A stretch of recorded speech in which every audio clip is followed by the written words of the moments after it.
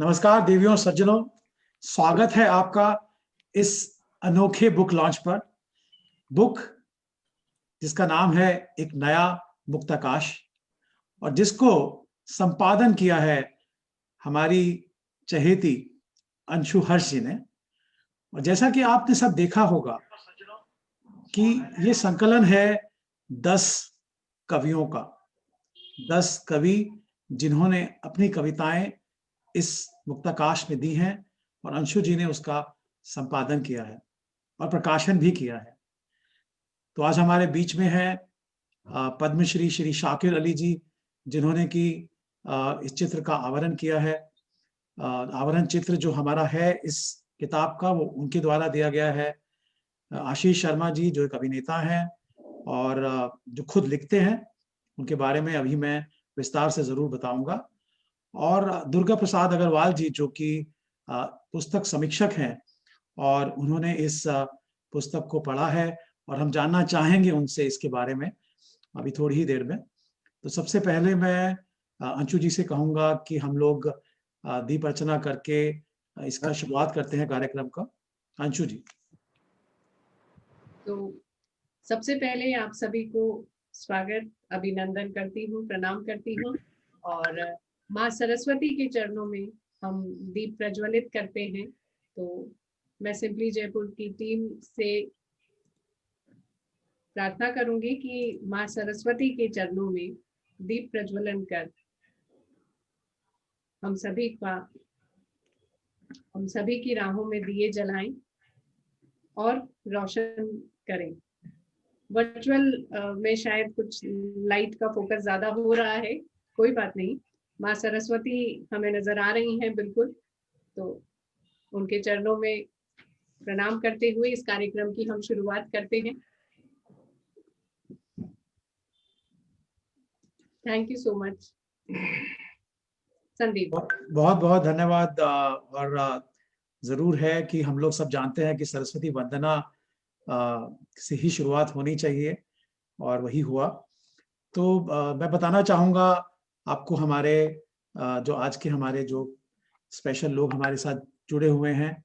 सबसे पहले मैं आपको इंट्रोड्यूस कराऊंगा श्री शाकिर अली जी से, जो पद्मश्री हैं और देश विदेश में ख्याति प्राप्त कलाकार हैं। बहुत बड़े सम्मानों से नवाजे गए हैं वो, जिनमें 1993 में तत्कालीन राष्ट्रपति शंकर दयाल शर्मा जी द्वारा नेशनल अवार्ड और 2013 में पद्मश्री सम्मान भारत के गौरव रूप में अंकित है। इन दिनों शाकिर साहब मॉडर्न मिनिएचर पर काम कर रहे हैं। वह आवरण पर नजर आती पेंटिंग जोधपुर शैली की पेंटिंग है, जो राजा साहब को मुक्ताकाश के नीचे बागीचे की सैर की दर्शाती है। तो बहुत अच्छा, बहुत अच्छे वो कलाकार हैं। और जैसा कि आप अभी देखेंगे, जो कवर उन्होंने बनाया है इस पुस्तक का वो बहुत ही बेहतरीन है। उसके बाद मैं बताना चाहूँगा डॉक्टर दुर्गा प्रसाद अग्रवाल जी के बारे में। वो डॉक्टर दुर्गा प्रसाद अग्रवाल शिक्षाविद रहे हैं तथा रिटायरमेंट के बाद विभिन्न पत्र पत्रिकाओं में संपादकीय तौर पर अपनी भूमिका निभाते हैं। उनके लेख हम विभिन्न पत्र पत्रिकाओं में पढ़ते हैं। सिंपली जयपुर के साथ पिछले 7 सालों से आप एसोसिएटेड हैं, जिसमें उनका बहुप्रचलित कॉलम शब्दों की दुनिया से साहित्य के क्षेत्र में बहुत प्रचलित है। स्वागत है आपका डॉक्टर साहब। धन्यवाद कौशिक जी। आशीष शर्मा, आप सब जानते हैं आशीष को, बहुत ही बेहतरीन कलाकार, टेलीविजन के सितारे हैं। आजकल डिजिटल मीडिया में भी वो छाए हुए हैं। उनकी फैन फॉलोइंग पूरे देश विदेश में है और हमने एक प्रोग्राम किया था उनके साथ हमारे चैनल पर और करीबन 25 या 30 हजार लोगों ने वो प्रोग्राम देखा। और बहुत अच्छे कलाकार हैं। और इस किताब का फॉरवर्ड भी आशीष ने लिखा है और इसके अलावा वो खुद लेखन भी करते हैं और उनका जो लेखन है वो पंडित जी के नाम से वो करते हैं। तो बहुत बहुत स्वागत है आपका आशीष। थैंक यू, बहुत बहुत धन्यवाद आपका हमेशा बुलाने के लिए। Thank you, pleasure is all hours. हमारी खुशकिस्मती है हम आपको बुला पाते हैं और आप आते हैं अपने इतने व्यस्त समय में। उसके बाद मैं जरूर बताना चाहूंगा अंशु हर्ष के बारे में। अंशु जिसने ना कि इस किताब को संजोया है, बल्कि इस प्रोग्राम को भी उन्होंने ही संजोया है। अंशु एक मीडिया एंटरप्रेन्योर है, एक मंथली मैगजीन सिंपली जयपुर और एक weekly newspaper voice of Jaipur की संपादक और पब्लिशर हैं। सिनेमा में रुचि है और इसके कारण वो राजस्थान इंटरनेशनल फिल्म फेस्टिवल की फाउंडर भी हैं और रिफ फिल्म क्लब की ट्रस्टी भी हैं। शब्द उनकी जिंदगी हैं, हर लम्हे को महसूस कर उस शब्द रूप में देकर कविताओं को कहानियों के रूप में, कविताएं और कहानियों के रूप में कागज पर उतार देना उनके हर दिन का हिस्सा है। और जैसा कि हम आजकल फेसबुक में देखते हैं, वो हर दिन कुछ नया लेके आती हैं। शब्दों का समंदर अपनी कविता संग्रह है जो उन्होंने लिखी है। अपने आसपास के वातावरण को महसूस कर हर दिन नई कविता उनकी कलम से सहजता से बस यूं ही बन जाती है। कविता लेखन की प्रेरणा आपने आसपास के वातावरण से मिलती है। पब्लिशर के रूप में नए कवियों के साथ कार्य करने में उन्हें बहुत अच्छा लगता है। मुक्ताकाश 50 कवियों का संग्रह था जो उन्होंने 2018 में पब्लिश किया था। अब एक नया मुक्ताकाश आप सबके सामने है जिसमें 10 कवि हैं और वो 10 के 10 कवि आज हमारे साथ विराजमान हैं। तो स्वागत है आपका Anshu. Thank you Sandeep, thank you so much. आप सभी का बहुत धन्यवाद और इतना खूबसूरत मेरा इंट्रोडक्शन देने के लिए आपका विशेष धन्यवाद। तो एक नया मुक्ताकाश आप सभी के हाथ में है, तो क्यों ना हम पहले उसको स्क्रीन पर दिखा के उसका अनावरण कर लेते हैं और उसके बाद मैं इस मुक्ताकाश के बारे में आप सभी को बताऊंगी। तो मैं चाहूंगी कि किताब को हम सभी स्क्रीन पर लें। तो एक इट्स अ न्यू नॉर्मल के तौर पे हम आज एक किताब का लोकार्पण कर लेते हैं।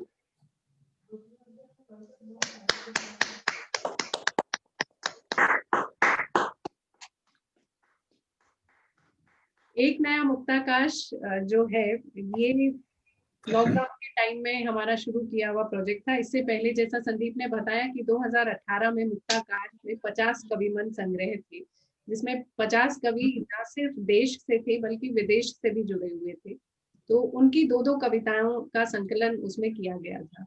और तो इस बार मुझे ऐसा विचार आया कि 2 कविताओं से शायद एक कवि की अभिव्यक्ति उतनी विस्तार से नहीं हो पाती, तो क्यों ना कवियों की संख्या को कम करके उनकी कविताओं की संख्या को बढ़ाया जाए, जिससे कि प्लेटफॉर्म भी एक अच्छा हो और अभिव्यक्ति का जो माध्यम है, उनकी कविताओं में जो विविधताएं होती हैं वो सामने आए। तो इस सोच के हमने एक नया मुक्ताकाश बनाया और एक नए मुक्ताकाश के लिए ऊपर जो खूबसूरत सा चित्र नजर आ रहा है, ये शाकिर अली जी का दिया हुआ चित्र है। बहुत ही सुंदर मुझे लगा, तो मैंने उनसे मांग की और उनका आशीर्वाद स्वरूप मुझे ये प्राप्त हुआ। तो इसकी मुझे बहुत खुशी है, क्योंकि कविताओं के ऊपर का आवरण भी सुदृढ़ आवरण होना चाहिए, एक आशीर्वाद स्वरूप आवरण होना चाहिए, वो ये है।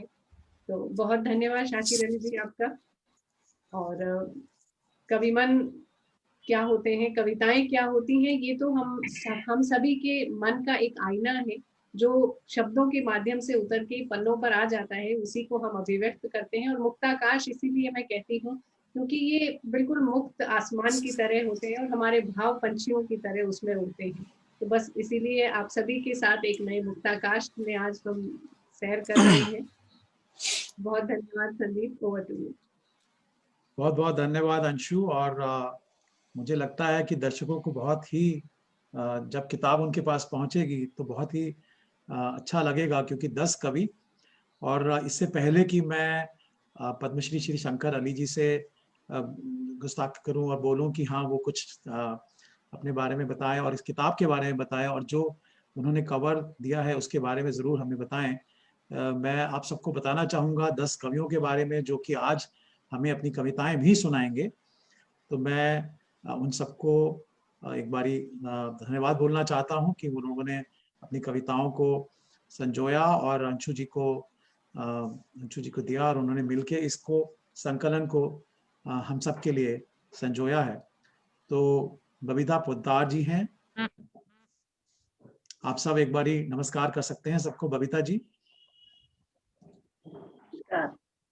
अभिषेक मिश्रा जी, संजय मनचंदा जी हैं, नमस्कार नमस्कार। डॉक्टर सूरज महेश्वरी जी हैं, नमस्कार। एकता पनपालिया जी हैं, नमस्कार सर। निखिल कपूर जी, वो जुड़ गए, नमस्कार जी।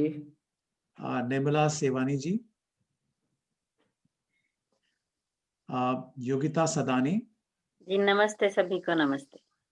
रुक्मणी लाडा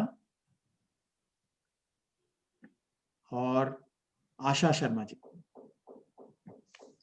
सर मेरा नमस्कार भी स्वीकार कर लें, मैं सॉरी म्यूट पे था। नहीं, कोई बात नहीं सर, आपका नमस्कार बिल्कुल सबको स्वीकार है। तो मैं शाकिर अली जी से दरख्वास्त करूंगा कि शाकिर जी बताएं हमें इस चित्र के बारे में और इस किताब के बारे में, और कैसे, जैसे अंशु जी ने बोला कि हमारे लिए एक बहुत ही खुशी की बात है कि आपने ये हमें चित्र दिया हमारी किताब के लिए। तो आपसे गुजारिश करूंगा कि आप हम लोगों को कुछ बताएं। शाकिर अली जी। जी नमस्कार सभी को, मेरा आदाब। और सबसे पहले मैं आप सभी लोगों को, जिन लोगों ने 10 लोगों की कविताएं इसमें अंशु जी ने छापी हैं और उसका संपादन किया है, मैं उनको सभी को मुबारकबाद देना चाहता हूं, दिल से मुबारकबाद देना चाहता हूं। अंशु जी को मुबारकबाद देना चाहता हूं कि उन्होंने एक नया मुक्त आकाश प्रकाशित किया और उसमें मेरे बनाई हुई एक जोधपुर शैली की पेंटिंग को कवर पेज दिया। ये मेरे लिए खुशी की बात है, अच्छा लगा। जिस तरह उन्होंने नाम चूज किया, एक नया मुक्त आकाश, शायद पेंटिंग उनको इसलिए भी पसंद आई होगी क्योंकि मैंने इसमें दर्शाया है कि एक राजा जोधपुर के महाराज हैं, वो अपनी महारानी के साथ गार्डन में सैर सपाटे के लिए एक चहलकदमी कर रहे हैं, एक खुले आसमान के तले। साथ में एक डैम है पानी का, वहां से जो बंदा जिसको कहते हैं हम लोग, मैं राजस्थानी भाषा में, तो बांध है, और वो उसको मैंने दर्शाया और उसमें हरियाली भी है, पानी भी है, आकाश भी है, और खुले मन से राजमहल से निकलकर राजा और रानी उसमें चहलकदमी करते दिखाई दे रहे हैं। तो ये मेरे ख्याल से उनकी कविता के ऊपर ज्यादा सूटेबल उनको लगा होगा, इसलिए उन्होंने उसको जगह दी।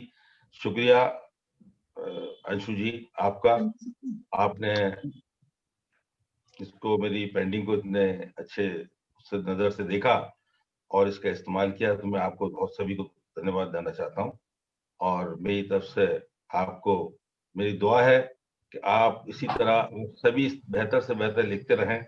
बहुत मैंने पूरी किताब तो नहीं पढ़ी, लेकिन कुछ लोगों को पढ़ा, मुझे बहुत अच्छा लगा और बहुत खुले मन से और बहुत सिंपल जो भाषा को लेकर आप लोग सब लिख रहे हैं, ये एक बहुत ही सराहनीय कदम है और जितनी इसकी सराहना की जाए कम है। सभी जो लेखक हैं, ये लेखिकाएं हैं, वो बहुत ही खुले मन से और खुले शब्दों में और इतने आसान भाषा का इस्तेमाल करते हुए लिख रहे हैं कि वो कोई भी आदमी उसको पढ़कर उसको आसानी से समझ सकता है, उनके ख्यालात को, उनके विचारधारा को। जबकि मेरा ये मानना है कि आज के दौर में लोगों के पास बहुत कम वक्त मिलता है किताबें पढ़ने का। यूं समझिए कि किताबें तो लोगों ने इस तरह से पढ़ना काफी हद तक छोड़ ही दिया है और उनकी जो अलमारियां हैं, हमारी अलमारियां, उनकी जीनत बन के रह गई हैं।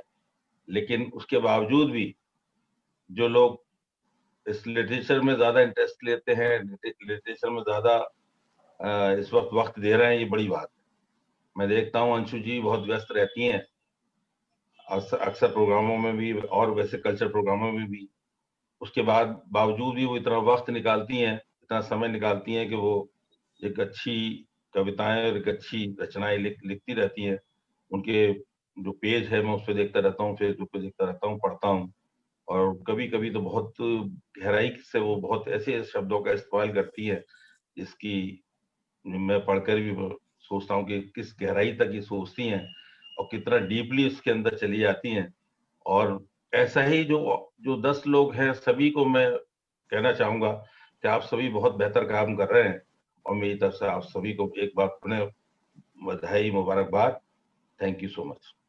बहुत बहुत धन्यवाद शाकिर जी आपका। और एक बात जो आपने कही कि सरल भाषा में इन सब ने लिखा है, मुझे लगता है कहीं ना कहीं वो बहुत जरूरत है कि हम सरल भाषा में किताबों को लिखें, लेखन को लिखें, ताकि ज्यादा से ज्यादा लोग उसको पढ़ पाएं।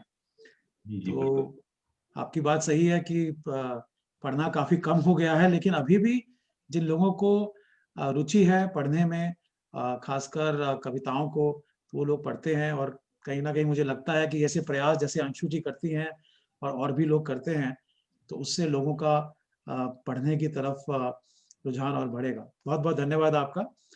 तो आशीष, आपने फॉरवर्ड लिखा इस बुक का, और बहुत ही खुशी की बात है कि आप भी इतना व्यस्त रहने के बावजूद अपनी शूट्स के दौरान काफी ट्रैवल भी करते हैं, फिर भी आपने समय निकाला और फॉरवर्ड लिखा। तो आपसे जानना चाहूंगा, आपको कैसा महसूस हुआ किताब को देख के, और आप क्या कहना चाहते हैं? आशीष। हाँ जी, सबसे पहले तो बहुत बहुत धन्यवाद मुझे अंशु जी का करना चाहिए कि उन्होंने मुझे ये मौका दिया ऐसा कुछ लिखने का। मैंने कभी ऐसा सोचा नहीं था कि मैं किसी किताब का फॉरवर्ड लिखूंगा या किताब लिखूंगा या छपेगी कहीं। मैं तो ऐसे ही बस शौकिया लिख लेता हूँ यहाँ वहाँ। लेकिन जब उन्होंने पूरा जो उनका विचार था वो साझा किया कि ऐसे 10 कवि जो प्रोफेशनल पोइट्स नहीं हैं और अलग अलग वॉक्स ऑफ लाइफ से आते हैं, कुछ गृहणियाँ हैं, कुछ एक वकील साहब हैं, फैशन डिजाइनर हैं, और सभी भिन्न भिन्न प्रकार के जितने पेशे हैं उनसे आते हैं, और उन्होंने कविताएं लिखी और उनकी कविताएं मैं छापना चाहती हूँ। तो इसका फॉरवर्ड लिखेंगे तो वो मुझे क्लिक किया, क्योंकि वो कहीं मैं रिलेट कर पाया उससे कि जिस प्रकार मैं मेरा पेशा अलग है मेरा, और वो पेशा सिर्फ पेशा नहीं है, वो हॉबी भी थी, और फिर वो इसे आप कह सकते हैं कि एक एक्सटेंशन ऑफ मेरी पर्सनालिटी है। और उसी का दूसरा आयाम था कि हाँ चलो, मैं अपने विचारों को अगर मैं अदाकारी से ना व्यक्त कर पाऊँ तो मैं लेखन से व्यक्त करूँ। और वो जो सोच है वो मुझे कहीं क्लिक की कि हाँ, आप कुछ भी करें, कुछ भी कर सकते हैं, कुछ भी हो सकते हैं, लेकिन जो आपके विचार हैं वो आप उसे अगर अपने लेखन से, अपनी कलम से पन्नों पर उतारते हैं तो उसके लिए पेशा या कोई भी चीज बंधन नहीं होती। वो आप कहीं पर कैसे भी, किसी भी तरह से और किसी भी परिवेश में लिख सकते हैं। सो वो मुझे कहीं क्लिक किया, और मैंने उनसे बहुत ही साफ साफ कहा कि मुझे आता नहीं है, मैंने लिखा नहीं है कभी मुझे माफ कर देना अगर मैं कुछ गड़बड़ करूँ तो। सो जो मेरे दिल में आया, जैसा मुझे लगा, एक्चुअली जैसा मैंने महसूस किया, मैंने बस वही लिख दिया। और उसमें मैंने वो भी इसीलिए लिखा है कि मैं बड़ी मजाक उड़ाया करता था फॉरवर्ड, जब मैं किताबों के पढ़ता था तो मुझे बड़ा वो लगता था कि ये फॉरवर्ड लिखते क्यों है, कि मतलब भूमिका सी बांध देते हैं पहले किताब के। अब वो तो मुझे पता है ना, मैंने खरीदी क्यों है किताब, क्योंकि मैं लेखक को जानता हूँ, मुझे वो विषय पता है, उसमें रुचि है, तभी मैंने उठाई है। तो अब उसके बारे में क्या बताना, किताब शुरू करिए। फिर लिखते लिखते मुझे एहसास हुआ कि नहीं, ये केवल भूमिका नहीं बांधी जा रही है, ये बेसिकली एक निवेदन होता है लेखक से, सॉरी पाठक से, कि आप पढ़ें इसे और इसकी इज्जत करें, क्योंकि ये शब्द जो हैं ये बहुत मुश्किल से आते हैं, और जो आते हैं उन्हें सहेज कर रखना बड़ा मुश्किल काम है।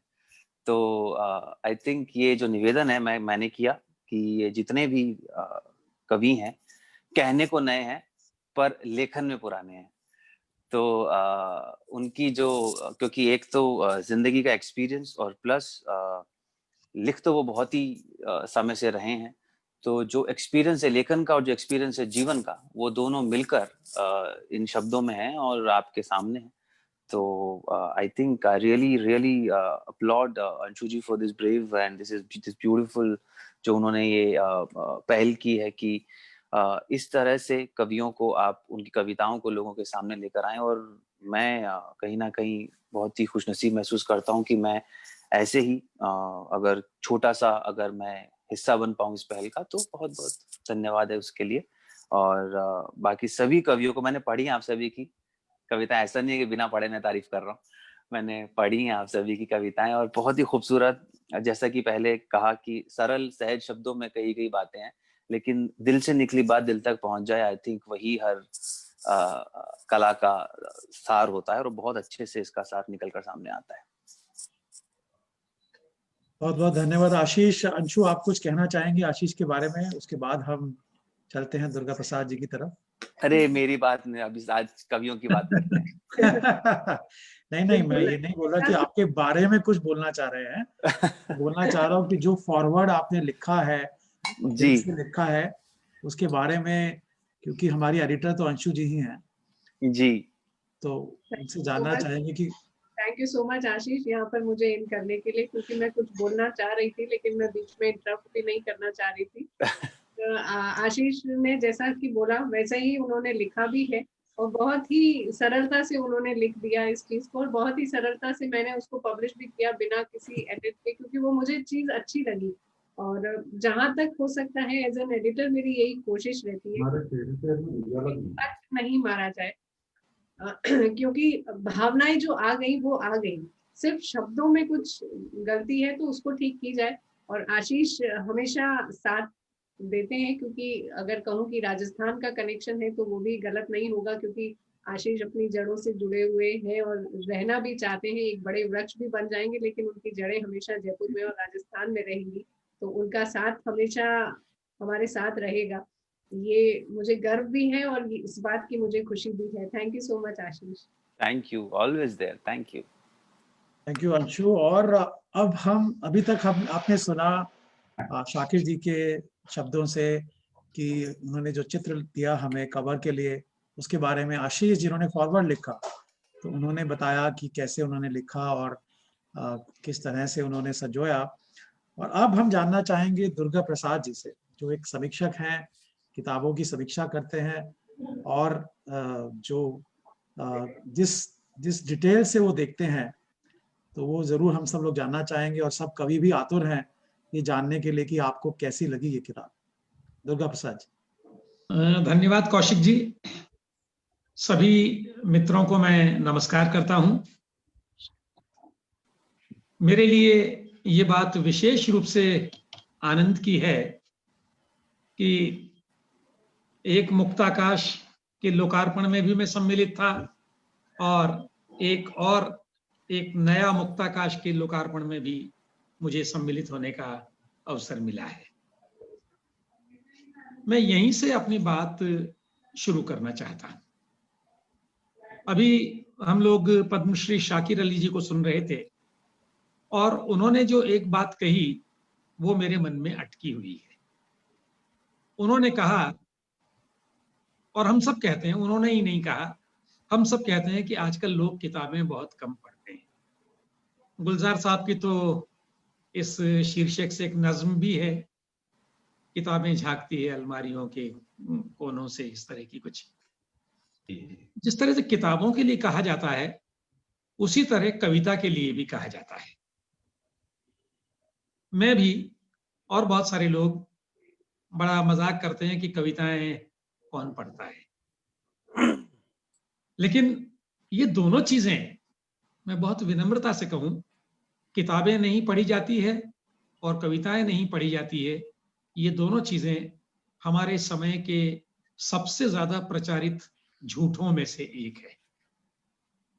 किताबें खूब पढ़ी जाती हैं, खूब बिकती हैं, किताबों पर खूब चर्चा होती है, और इसी तरह कविता की भी स्थिति है।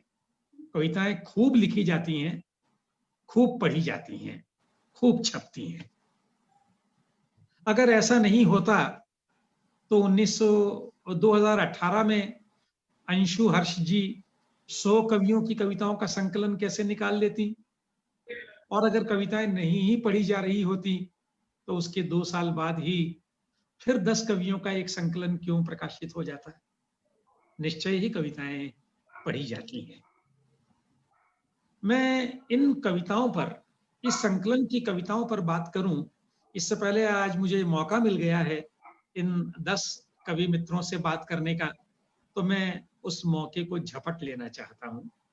आप मुझे क्षमा करेंगे कि मैं सीधे इन कविताओं पर बात न करके कुछ सामान्य बात करके अपनी बात को आगे बढ़ा रहा हूं। इस संकलन में क्योंकि अधिकांश कवि ऐसे हैं जो अलग अलग व्यवसायों में लगे हुए हैं, मुझे लगता है कि हो सकता है उन्होंने साहित्य को विधिवत न पढ़ा हो, कभी इधर से कभी उधर से, जहां अच्छा लगा वो पढ़ लिया। तो मैं उन मित्रों के लिए, इन कवि मित्रों के लिए एक बड़े नाम का उल्लेख करना चाहूंगा। आचार्य रामचंद्र शुक्ल हिंदी के एक बहुत बड़े आलोचक हुए हैं। अगर किन्हीं ने स्कूल तक भी हिंदी साहित्य पढ़ा है तो उनका हिंदी साहित्य का इतिहास जरूर पढ़ा होगा। आचार्य रामचंद्र शुक्ल का एक बड़ा प्रसिद्ध निबंध है, कविता क्या है। 70-80 साल पुराना निबंध है। इस बीच कविता में बहुत बदलाव आ गए हैं। तब कविता जैसी थी, आज कविता वैसी नहीं रह गई है, लेकिन इसके बावजूद ये निबंध पढ़ा जाना चाहिए। और खासतौर से मैं हमारे कवि मित्रों से जो आज मौजूद हैं उनसे तो मैं हाथ जोड़कर ये अनुरोध करना चाहूंगा कि वे समय निकालकर, थोड़ा लंबा तो है ये, थोड़ा इसकी भाषा भी मुश्किल है, लेकिन इस निबंध को जरूर पढ़ें। हम लोग इंटरनेट के समय में रह रहे हैं। अगर आप नेट पर सर्च करेंगे कविता क्या है रामचंद्र शुक्ल, तो ये निबंध आपको आसानी से मिल जाएगा। अगर ना मिले तो आप अंशु जी से कहिए, मुझसे कहिए, मैं ये निबंध आपको उपलब्ध करवा दूंगा, लेकिन इसे आप जरूर पढ़ें। इस निबंध में आचार्य शुक्ल ने 2-3 बातों पर अपना ध्यान केंद्रित किया है। एक, कविता क्यों लिखी जानी चाहिए, कविता क्यों पढ़ी जानी चाहिए, और कविता कैसे लिखी जानी चाहिए। ये जो तीसरी बात है, कविता कैसे लिखी जानी चाहिए, इसमें अब बहुत सारे बदलाव हो गए हैं। जैसा मैंने कहा, 70-80 साल में कविता का रूप बहुत बदल गया है। और आप भी याद कीजिए ना, हम लोग कविता के नाम पर किन को याद करते हैं? तुलसी को याद करते हैं, सूर को याद करते हैं, मीरा को याद करते हैं, कबीर को याद करते हैं। अगर थोड़ा और आगे आ जाएं तो जयशंकर प्रसाद को याद करते हैं, दिनकर को याद करते हैं।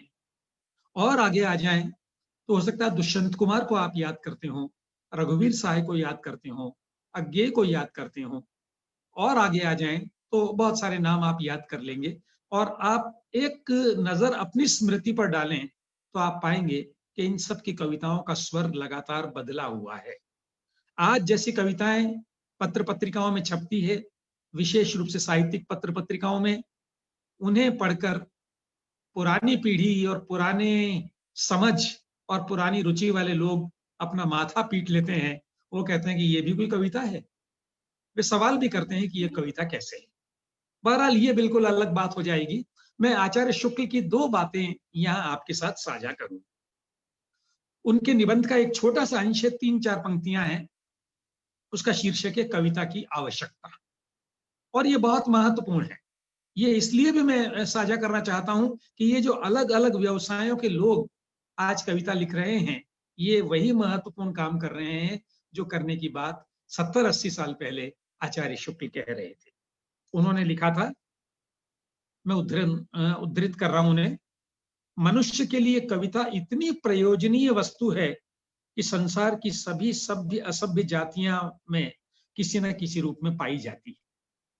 चाहे इतिहास न हो, विज्ञान न हो, दर्शन न हो, पर कविता का प्रचार अवश्य रहेगा। बात यह है कि मनुष्य अपने व्यापारों का ऐसा सघन और जटिल मंडल बांधता चला आ रहा है जिसके भीतर बंधा बंधा वह शेष सृष्टि के साथ अपने हृदय का संबंध भूला सा रहता है। इस परिस्थिति में मनुष्य को अपनी मनुष्यता खोने का डर बराबर बना रहता है। इसी से अंतः प्रकृति में मनुष्यता को समय समय पर जगाते रहने के लिए कविता मनुष्य जाति के साथ लगी चली आ रही है और चली चलेगी। इस उद्धरण की अंतिम पंक्ति बहुत ही जबरदस्त है, जानवरों को इसकी जरूरत नहीं। मुझे लगता है शुक्ल जी ने इतनी बड़ी बात कह दी है कि अगर आप मनुष्य हैं तो कविता आपके लिए जरूरी है, और अगर आप ये कहते हैं कि कविता हमारे लिए जरूरी नहीं है तो माफ कीजिए, आप मनुष्य नहीं पशु हैं। इतनी बड़ी बात शुक्ल जी यहां कह रहे हैं। और दूसरी बात, आज कविता की जरूरत क्यों है। उस निबंध में बहुत विस्तार से उन्होंने समझा कर लिखा है। मैं इतना समय आपका नहीं लूंगा कि मैं उस विस्तार में जाऊं। मैं सिर्फ 1.5 पंक्ति का उद्धरण पढ़ रहा हूं शुक्ल जी का। वे लिखते हैं, ज्यों ज्यों हमारी वृत्तियों पर सभ्यता के नए नए आवरण चढ़ते जाएंगे, त्यों त्यों एक ओर तो कविता की आवश्यकता बढ़ती जाएगी, दूसरी ओर कवि कर्म कठिन होता जाएगा। ये बहुत बड़ी बात शुक्ल जी ने कही है। आज का जीवन इतना जटिल हो गया है कि मुझे अगर आपको नुकसान पहुंचाना है तो मैं सीधे आकर आपके पेट में खंजर नहीं घोंपता हूं। मेरे पास बहुत सारे जटिल तरीके हैं और कविता उन जटिल तरीकों को सरल करके हमारे सामने लाती है। ये बात शुक्ल जी कहना चाह रहे हैं। तो मैं शुक्ल जी के इन 2 उद्धरणों के बाद सीधे इस संकलन की चर्चा आपके साथ करना चाहूंगा। जैसा शाकिर भाई ने भी कहा, अंशु जी ने भी कहा, इस संकलन में कुल 10 कवि हैं और ये सब अलग अलग व्यवसायों से हैं। इसको आप बुरा मत मानिएगा, मैं थोड़ा मजाक में भी ये बात कह रहा हूं कि इन 10 कवियों में से सिर्फ एक कवि बल्कि कवियत्री ऐसी हैं जिनसे हम कवि होने की उम्मीद करते हैं। वे शिक्षिका रही हैं। शेष सब ऐसे लोग हैं जिनके बारे में हम सोचते भी नहीं हैं कि वे भी कवि होंगे। असल में हमारे समाज में एक रूढ़ी ऐसी बन गई है कि हमने लोगों को बिल्कुल बांट दिया है। अगर कोई पुलिस में है तो वो साहित्यकार कैसे होगा, अगर कोई बिजनेस में है तो वो कवि कैसे होगा। ये हमारा सोच बन गया है और उसी सोच का मजाक उड़ाते हुए मैं कह रहा हूं कि यहाँ जो कवि हैं वो जीवन के इतने भिन्न भिन्न क्षेत्रों से है कि हम सामान्यतया ये भी नहीं सोचते हैं कि उनका साहित्य से नाता होगा, वे कविता लिखेंगे, ये तो बहुत दूर की बात है। शुरू में भी चर्चा हो रही थी, यहाँ एक डेंटल सर्जन है, एक एडवोकेट हैं, एक फैशन डिजाइनर हैं, एक चार्टर्ड अकाउंटेंट हैं, एक व्यापारी हैं, एक सोशल वर्कर हैं, एक मंत्रज्ञ हैं, एक गृहिणी हैं। और इसके अलावा जो बात मुझे बहुत रोमांचित करती है आजकल और बहुत आह्लादित भी करती है, वो बात यहाँ भी सामने आ रही है। लंबे समय तक हमने ये माना है कि स्त्रियों का क्षेत्र तो घर है और वो तो बस उन्हें तो जब वो छोटी हो तो पिता के अधीन रहना है, जब वो युवा हो तो पति के अधीन रहना हो, और जब वो वृद्ध हो जाए तो बेटों के अधीन रहना है, उनकी अपनी कोई जिंदगी नहीं होगी। लेकिन यहाँ इस संकलन में 10 में से 7 कवि स्त्रियां हैं। तो जैसे आज स्त्रियां अपनी बात कहने के लिए व्याकुल हैं, वे अपनी बात कहने के लिए आगे आ रही हैं, मैं इस बात का अभिनंदन करना चाहता हूं, इस बात की सराहना करना चाहता हूं। पुरुषों को अपनी बात कहने के बहुत सारे मौके हैं, लेकिन जब स्त्रियां अपनी बात कहने के लिए आगे आती हैं तो स्वभावतः हम सबको प्रसन्नता होती है। एक और बात जो मुझे कहनी है वो ये कि इस संकलन में हर कवि ने ये बताया है कि वो कविता क्यों लिखता या लिखती है। इस बात को मैं बहुत अर्थपूर्ण मानता हूं। इसलिए अर्थपूर्ण मानता हूं कि ये सब कवि अपनी कविताएं लिखते हुए बहुत सजग हैं। अनायास ऐसा नहीं है कि इनको कुछ फुर्सत मिली और इन्होंने कुछ 8-10 पंक्तियां लिख दी और छपने का मौका मिल गया तो उनको छपवा लिया।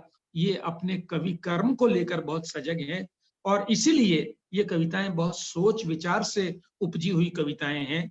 और न केवल इतना, भले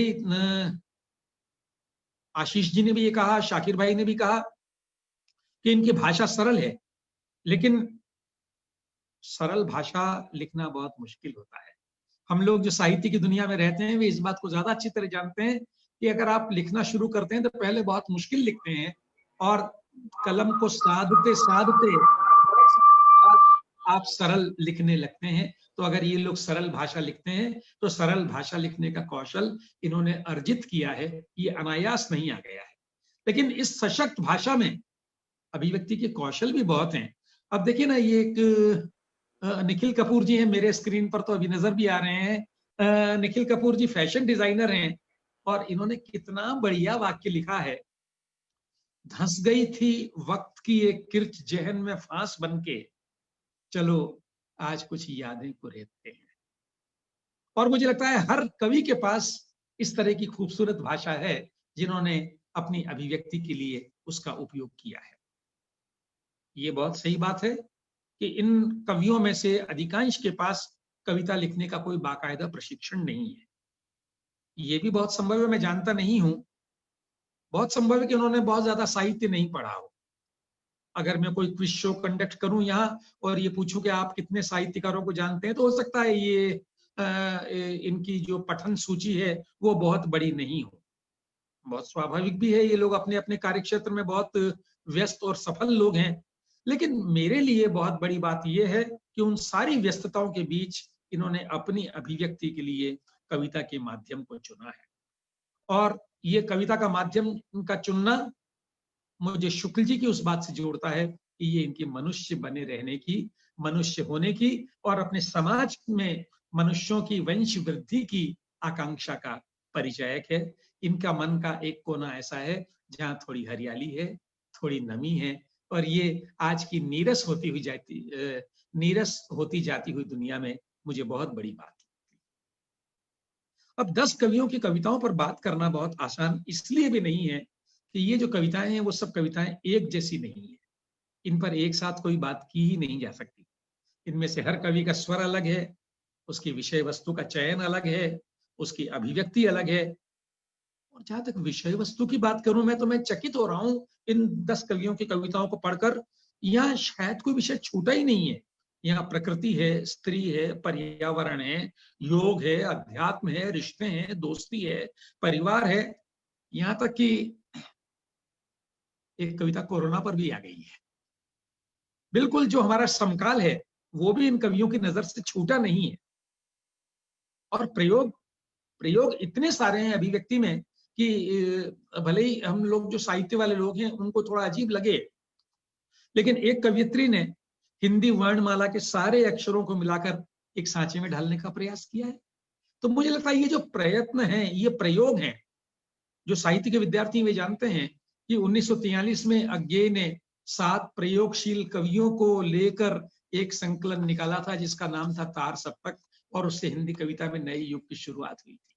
तो अगर आज हमारे ये 10 कवि अपने लेखन में प्रयोग कर रहे हैं तो मैं उस प्रयोग का स्वागत करना चाहता हूं, मैं उस प्रयोग की प्रशंसा करना चाहता हूं।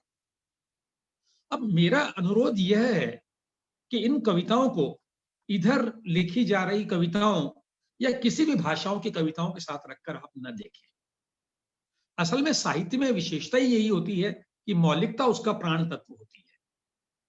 इनमें से किसी की कविता रघुवीर साय जैसी नहीं है, किसी की कविता अज्ञेय जैसी नहीं है, किसी की कविता दुष्यंत जैसी नहीं है, किसी की कविता उदय प्रकाश जैसी नहीं है।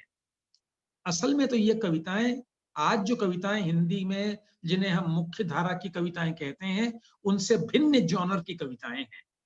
और इन्हें इसी रूप में देखा जाना इनके प्रति न्याय संगत होगा कि जीवन के अलग अलग कार्य क्षेत्रों में जो लोग काम कर रहे हैं वो अपने परिवेश के बारे में कितने सजग हैं और किस तरह अपनी बात औरों तक पहुंचाने के लिए व्याकुल है। मैं पूरी तरह आश्वस्त हूं कि इस संकलन को लोग पूरी सहृदयता के साथ पढ़ेंगे, इन कविताओं का आनंद लेंगे और इन कवियों का उत्साहवर्धन भी करेंगे। मैं इन सभी कवियों को बधाई देता हूं और ये कामना करता हूं, कामना ही नहीं, इनसे अनुरोध भी करता हूं कि वे अपनी सारी व्यस्तताओं के बीच अपने शौक को बरकरार रखें, न केवल बरकरार रखें, इसे परिष्कृत करने का उपक्रम भी करते रहें। और मेरी ये आकांक्षा है कि बहुत जल्दी इनमें से हर कवि के स्वतंत्र संकलन हम लोगों के हाथों में हो। इस बहुत खूबसूरत संकलन के लिए मैं सारे कवियों को बधाई देता हूं। अंशु जी को इन सब कवियों का एक गुलदस्ता बनाकर हमारे हाथों में सौंपने के लिए बधाई और उनका आभार व्यक्त करता हूं। और हाँ, प्रिय शाकिर भाई को बहुत बहुत धन्यवाद इस कविता संकलन का एक खूबसूरत आवरण देने के लिए। आप सबको बहुत बहुत धन्यवाद कि आपने मुझे इतना समय दिया। नमस्कार। Thank you so much sir. बहुत बहुत धन्यवाद आपका। और बहुत ही सही तरीके से आपने विश्लेषण किया किताबों का, कवियों का, और प्रोत्साहन भी दिया सबको लिखने के लिए और नया कुछ ट्राई करने के लिए। तो बहुत बहुत धन्यवाद दुर्गा प्रसाद जी। तो अब हम चाहेंगे कि हम जिन कवियों के बारे में बात हो रही है, जिन कविताओं के बारे में बात हो रही है, क्यों ना हम उनके मुख से सुने कुछ कविताएं। और बीच में मैं चाहूंगा अंशु जी से भी पूछना, अभी नहीं, थोड़े कवियों को सुनने के बाद, कि वो बताएं कि उनको ये सब कुछ एडिट करते हुए कैसा लगा, उनका एक जो समय रहा इन 10 कवियों के साथ और किस तरीके से उन्होंने ये सब कुछ किया, तो वो एक्सपीरियंस हम जरूर जानना चाहेंगे अंशु। अब मुझे ये भी पता लगा कि हम लोगों को, मुझे, आशीष को, दुर्गा प्रसाद जी को और शाकिर अली जी को क्यों बुलाया गया। आशीष जी और शाकिर तो मुझे समझ में आ गया कि उन्होंने किताब का प्रश्न रखा, और मुझे समझ में आया कि जब आपने 7 महिलाओं को रखा है तो स्टेज को बैलेंस करने के लिए आपने थोड़े से हैवी वेट बुलाए हमारे जैसे। तो बहुत बहुत धन्यवाद अंशु जी हमारा ख्याल रखने के लिए। तो सबसे पहले मैं शुरुआत करूंगा बबीता जी से। बबीता जी कृपया हमें अपनी कविता सुनाएं। नमस्ते, थैंक यू वेरी मच। मैं सबसे पहले अंशु जी आपके लिए 2 लाइन कहना चाहूंगी। बहुत सारी बातें थी मेरे जहन में, बहुत सारी बातें थी मेरे जहन में, दिल में छुपी जा रही थी। मुलाकात क्या हुई अंशु जी आपसे, मुलाकात क्या हुई अंशु जी आपसे, मेरी जिंदगी बहते विचारों में बदल गई। खुशी है मुझे मेरी जिंदगी सकारात्मकता से खुशहाल हो गई। और सबसे बड़ी बात, आपके जो शब्दों के समंदर में मैं गोता लगा पाई। Thank you very much. Thank you so much. मेरी कविता का टॉपिक है, हर कदम पर नई होती है जिंदगी। जीवन को मैंने जब भी खुशहाल पाया, कुछ नयापन महसूस किया और आजमाया था, तभी तो नई उमंग के साथ नया जहां नजर आया। जब जब देखा मैंने रोज बढ़ती बेल और पेड़ पौधों को गौर से, उसमें भी कोमलता से भरा नया सृजन नजर आया।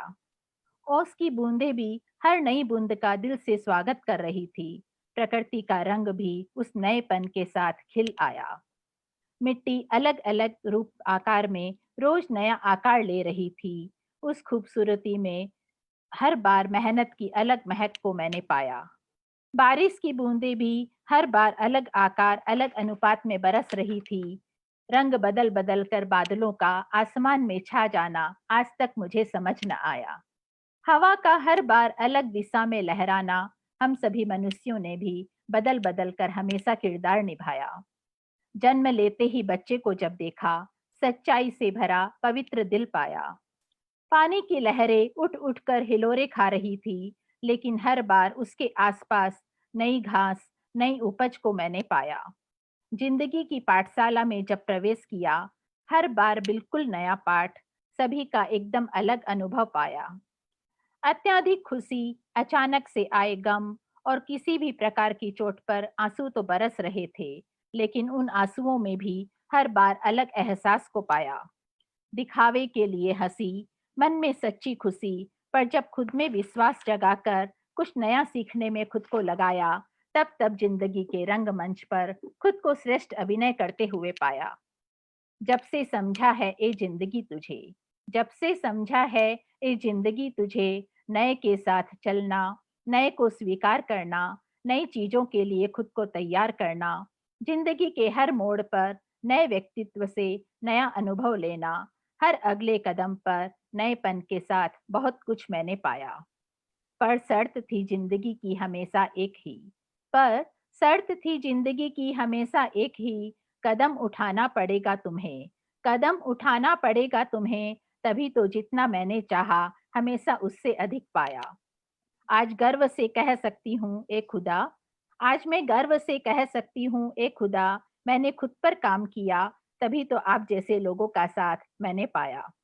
खासकर अंशु जी, आपका बेहद मधुर स्वभाव मुझे बहुत भाया, तभी तो एक बार आपसे मुलाकात करने के बाद बार बार मिलने का दिल हो आया।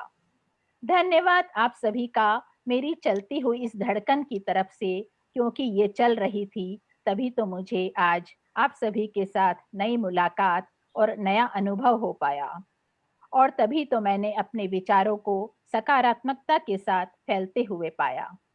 Thank you. बहुत बहुत धन्यवाद बबीता जी, और बहुत ही सहज शब्दों में आपने अपने मन की बात कही, मैं कहूँगा, और बहुत अच्छा लगा। निखिल जी, अब हम आपसे सुनना चाहेंगे आपकी कविताएं। आप अनम्यूट कर लीजिए निखिल जी, आप म्यूटेड हैं। हाँ जी जी। आप सबको मेरा स्नेहिल वंदन। कविता का शीर्षक है चलो। चलो कुछ खत फाड़ देते हैं, चलो कुछ खत फाड़ देते हैं, सहेजे थे जो कुछ उम्मीदों के लम्हे, उन्हें बुहार देते हैं। चलो कुछ खत फाड़ देते हैं। वो पल जो ठहर कर यहाँ यादों की लकीर में लिपटे सोते हैं, वो पल जो ठहर कर यहाँ यादों की लकीरों से लिपटे सोते हैं, उनके घरोंदों को चलो एक बार फिर उजाड़ देते हैं।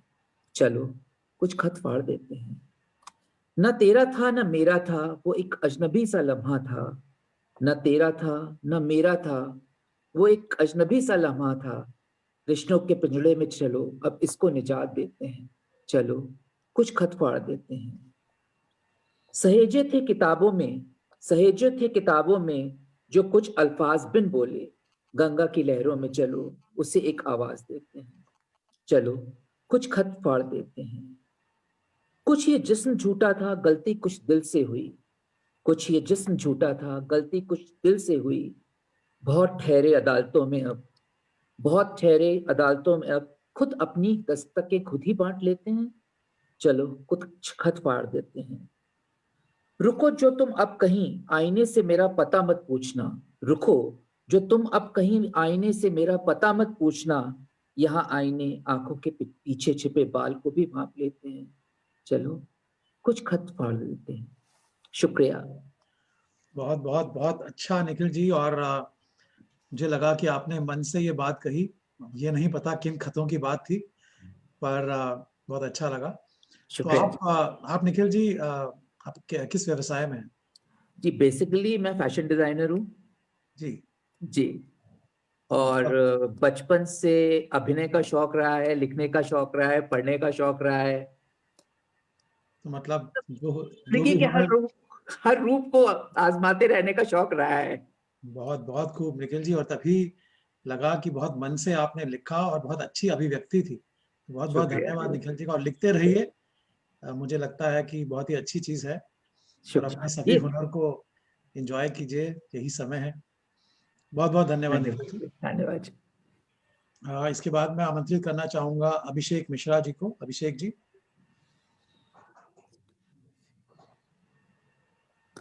अनम्यूट कीजिएगा अपने आप को अभिषेक जी। मेरे ख्याल से कुछ टेक्निकल प्रॉब्लम मुझे लग रही है। तो निर्मला सेवानी जी, आप हैं? प्लीज अनम्यूट कीजिए निर्मला जी अपने आप को। ठीक है। नमस्कार हुक्म, नमस्कार सभी को मेरा प्रणाम। लेकिन मैं रास्ते में हूँ तो मैं अंशु से रिक्वेस्ट करूंगी कि अंशु तुम्हें जो ठीक लगता है एक कविता मेरी सुना दो। बिल्कुल। तो मेरे पास किताब भी नहीं है और गाड़ी में छोड़ के चली गई है दो मुझे। प्लीज तू ही सुना दे। मैं और तुम फर्क थोड़े। बिल्कुल, मैं आपकी कविता सुनाती हूँ।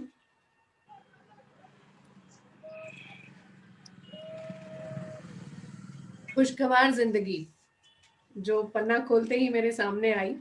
निर्मला सेवानी जी की तरह बिल्कुल बड़ी बहन का सा आशीर्वाद इनका हमेशा मेरे साथ रहता है। तो जीवन देने वाली वसुंधरा को हरा भरा करने वाले पेड़ों की अब कद्र कर मानव। जीवन देने वाली वसुंधरा को हरा भरा करने वाले पेड़ों की अब कद्र कर मानव। प्रकृति को छेड़कर उसका विनाश का मंजर तूने देख लिया। अभी भी वक्त है, सुधर जा और सुधार ले अपनी वसुंधरा को, ताकि जी सके उसके साए में, पा सके सादा सरल खुशगवार जिंदगी। बहुत ही छोटी सी लेकिन बहुत ही खूबसूरत संदेश देने वाली निर्मला जी की ये कविता है, खुशगवार जिंदगी। प्रकृति के प्रेम का इन्होंने जिसमें हमें कहा है कि कोरोना के समय में हमने शायद प्रकृति से जो छल किया वो ही हमें लौटा रही है प्रकृति, शायद यही बात इनके जहन में रही होगी। मैंने आपकी कविता पढ़ दी, आप अगर कुछ कहना चाहती हैं तो आप कह सकती हैं। मैं दुर्गा प्रसाद जी को नमन करती हूँ और कहना चाहूंगी कि ऐसा नहीं है कि हम नए नए कवि हैं, साहित्य पढ़ने का हमें बहुत शौक रहा है, तो कबीर, रहीम और रक्सखान से लेकर के हम शिवानी और अमृता प्रीतम तक पढ़े हैं। तो जब हम नहीं लिखते हैं तो इसका मतलब ये नहीं है कि पढ़ना नहीं जानते। हमें साहित्य तब भी बहुत पसंद था, अब भी और आगे भी। और मुझे लगता है कि 10 में से 5 लोग ऐसे हैं जो साहित्य विधा पे काफी मुखर अभिव्यक्ति दे सकते हैं। तो निर्मला जी, ऐसा मैंने नहीं कि हमने सुरक्षित रहते हुए पढ़ना छोड़ा है, नहीं, हमें बहुत पसंद है और नया साहित्य भी पढ़ते हैं। दुष्यंत तो मैंने नहीं पढ़ा, लेकिन मुझे पद्मा सचदेव जैसी डोगरी कवित्री भी बहुत पसंद है।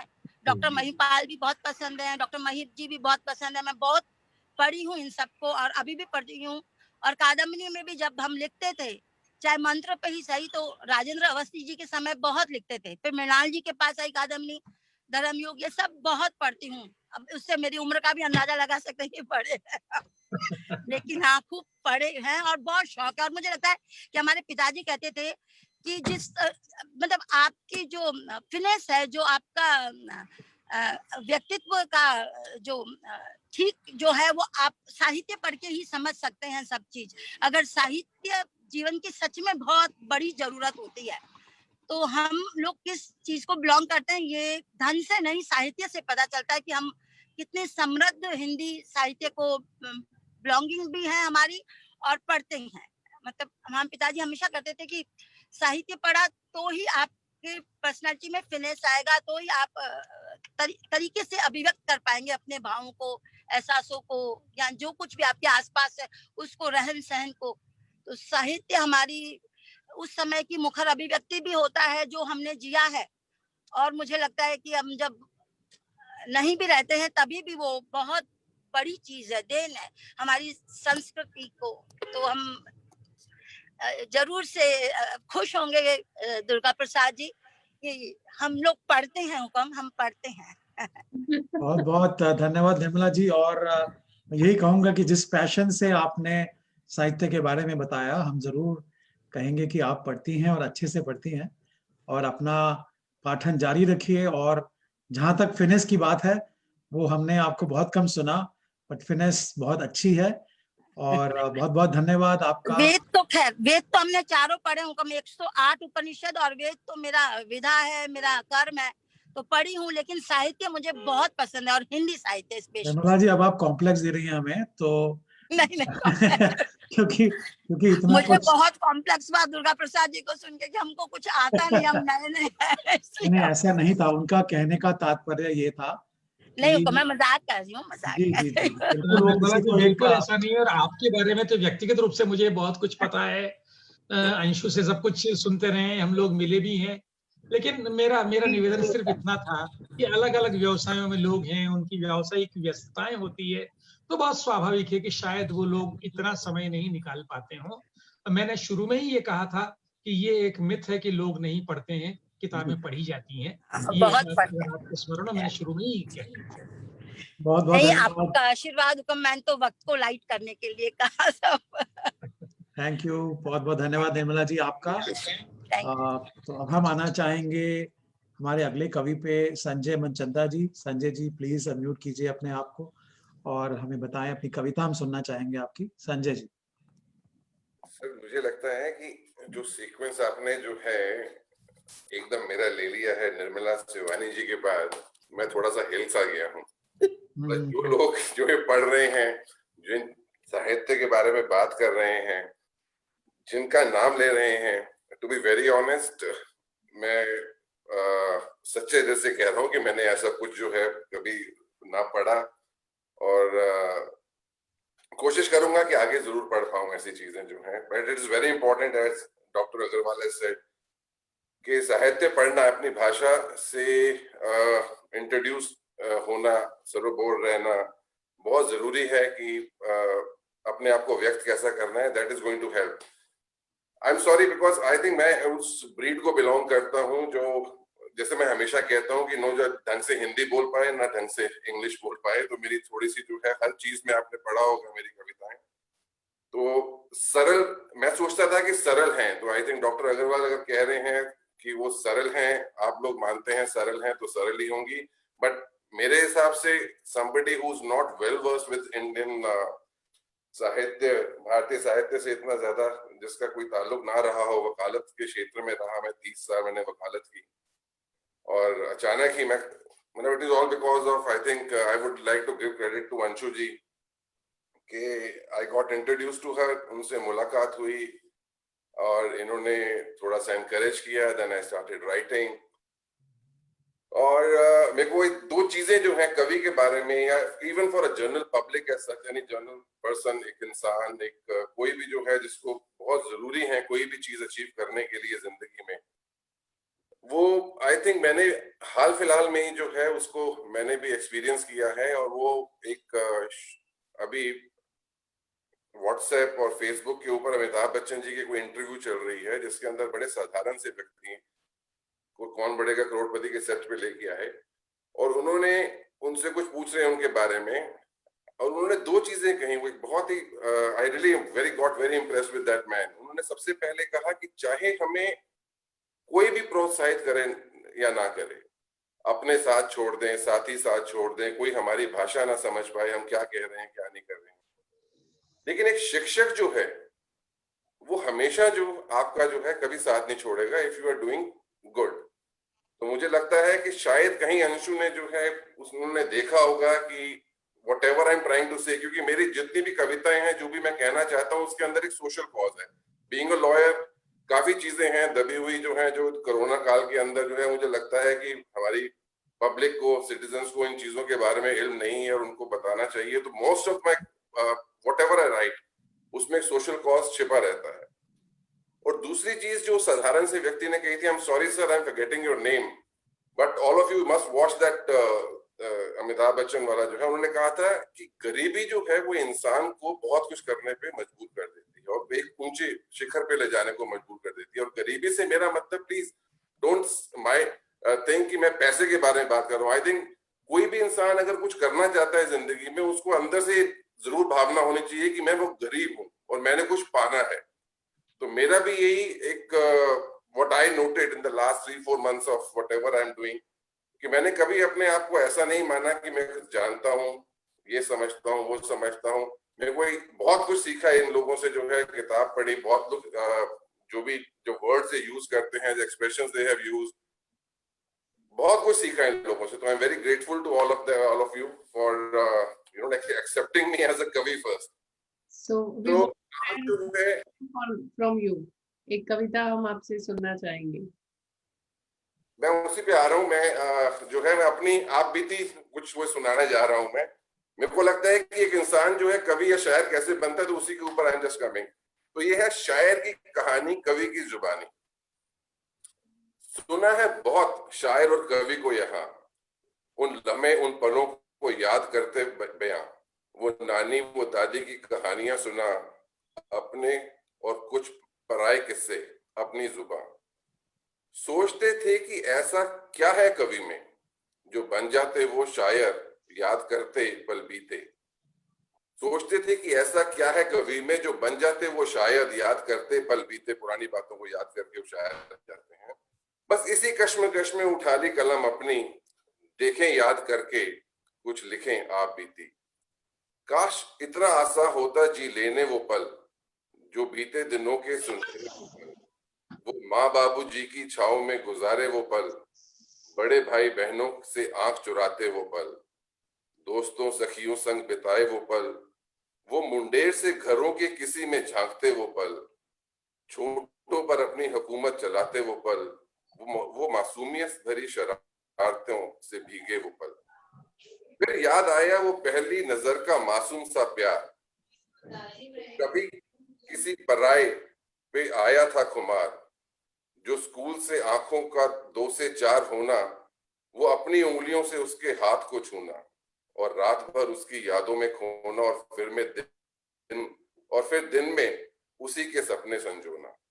स्कूल से फेयरवेल तक उससे आखिरी बार मिलना, और फिर ताउम्र उसको याद एक दिन फिर ताउम्र उसका एक दिन याद बन समिटना। जवानी के पलों को आज भी करते हैं याद, वो जिंदगानी की दहलीज छूती पहली बहार, जो मस्त बादलों सा गरज के बरसना, और फिर कभी भीगी सी बिल्ली बन के दुबकना। वो बेबात के झगड़े कभी बवंडर मचा दें और हैवानियत की आखिरी मंजिल दिख जता दें। अपनी और अपनों की असलियत से रूबरू होना और फिर एक दिन अपनी मासूमियत को खोना। सालों का बचपना कब बीता खो गया कहीं, ना जाने कब कोई मासूम कभी शायर बन गया कहीं। बस यही जिंदगी की सच्चाई जो समझ गया, जो कभी था एक इंसान कभी शायर सा बन गया।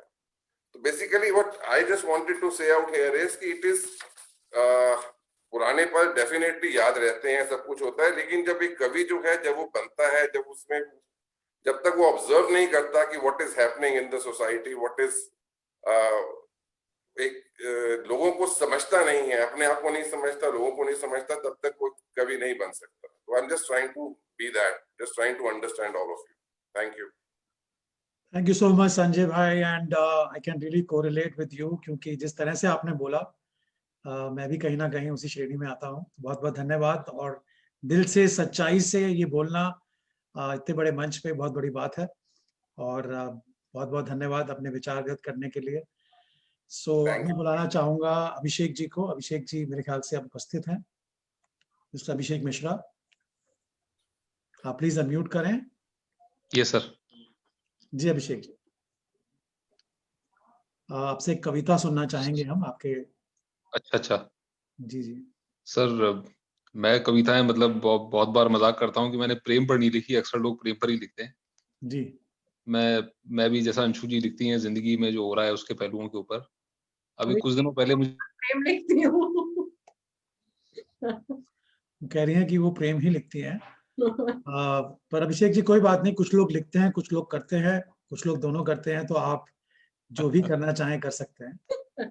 मैं सर कुछ दिनों पहले, जैसा कि अपन करीब आधी आबादी कोरोना का शिकार बन चुकी है, मैं भी दिवाली के बाद में मुझे कोरोना हो गया था। 5-6 दिन में हॉस्पिटल था, तो काफी लोग कहते हैं बड़े दुखी थे, बट मुझे पता नहीं समहाउ अपने पास्ट को लेकर मैं अकेला नहीं था, मैं कुछ ना कुछ सोच रहा था। उसी दौरान मैंने कुछ लिखा, क्योंकि नर्सेज और डॉक्टर भी मेरे को कहते थे कुछ लिख नहीं रहे हो। तब मैं मेरे अतीत के बारे में सोच रहा था। मैं अभी 39 का हूँ, 40 का होने वाला हूँ अगले महीने जनवरी के अंदर जी। उसकी रिफ्लेक्शन के ऊपर मैं खिड़की के बाहर, मैं दिल्ली हाईवे पर एक हॉस्पिटल में था जहाँ पे सारे दिन गाड़ियां गुजरती रहती थी। तो मैं सड़क की तरफ देख रहा था, उसमें मैंने कुछ लिखा था। इस खिड़की के बाहर गुजरती हर पल कुछ गाड़ियां दिखाई देती, मानो बीते 40 साल के फलसफे की कहानी कई किश्तों में समेटे चलती। कमरे में कैद मन में अतीत की याद हिचकोले लेती, रह रहकर बहुत सी भूली बिसरी बातें याद कराती। गुजरे जमाने के कई रिश्तों के बनने और टूटने की, या कुछ जो बन सकते थे उनके ना बनने की। शायद सोच रहा हूं, शायद कुछ से बनी होती, कुछ से बिगड़ी होती। आज आगे की उड़ान कुछ थम सी गई, मानो मन में जो धड़कन कुछ रुकना चाहती, कुछ सोचना चाहती। आज आगे की उड़ान कुछ थम सी गई, मन में जो धड़कन कुछ रुकना चाहती, कुछ सोचना चाहती। 40 सालों के फलसफे के एक एक पन्ने को उलटना चाहती, ठीक ऐसे जैसे खिड़की के बाहर गाड़ियां किस्तों में निकलती जाती। शायद तभी मन में कुछ खुशी है, कुछ गम भी। याद करता हूं उन कागज के टुकड़ों को भी, उन पर लिखी कविता, कहानियां और प्रसंग भी। जमाने पहले ना जाने कौन सी मेज की किस जेब में रख दी थी, जाने कौन सी मेज की किस जेब में रखी थी, या शायद खुद वापस निकालकर कहीं और रख दी थी। शायद तभी मन में कुछ बातें, कुछ कहानियां याद आने लगी। और याद करता हूं उस रिश्ते के टोकरे को भी, कैटेगरी के मुताबिक लोगों के उसमें जगह पाने की भी। कुछ खास तो कुछ ज्यादा खास भी, कुछ दूर से ही भले, कुछ मिलने लायक भी नहीं। शायद आज कुछ रिश्तों की कमी खलने लगी। और याद करता हूं वो घरौंदे से घर के बारे में भी, बस भाई, पिता और माँ। अभिषेक आप म्यूट हो गए हैं बीच में। वो पुरानी कॉलोनी और गली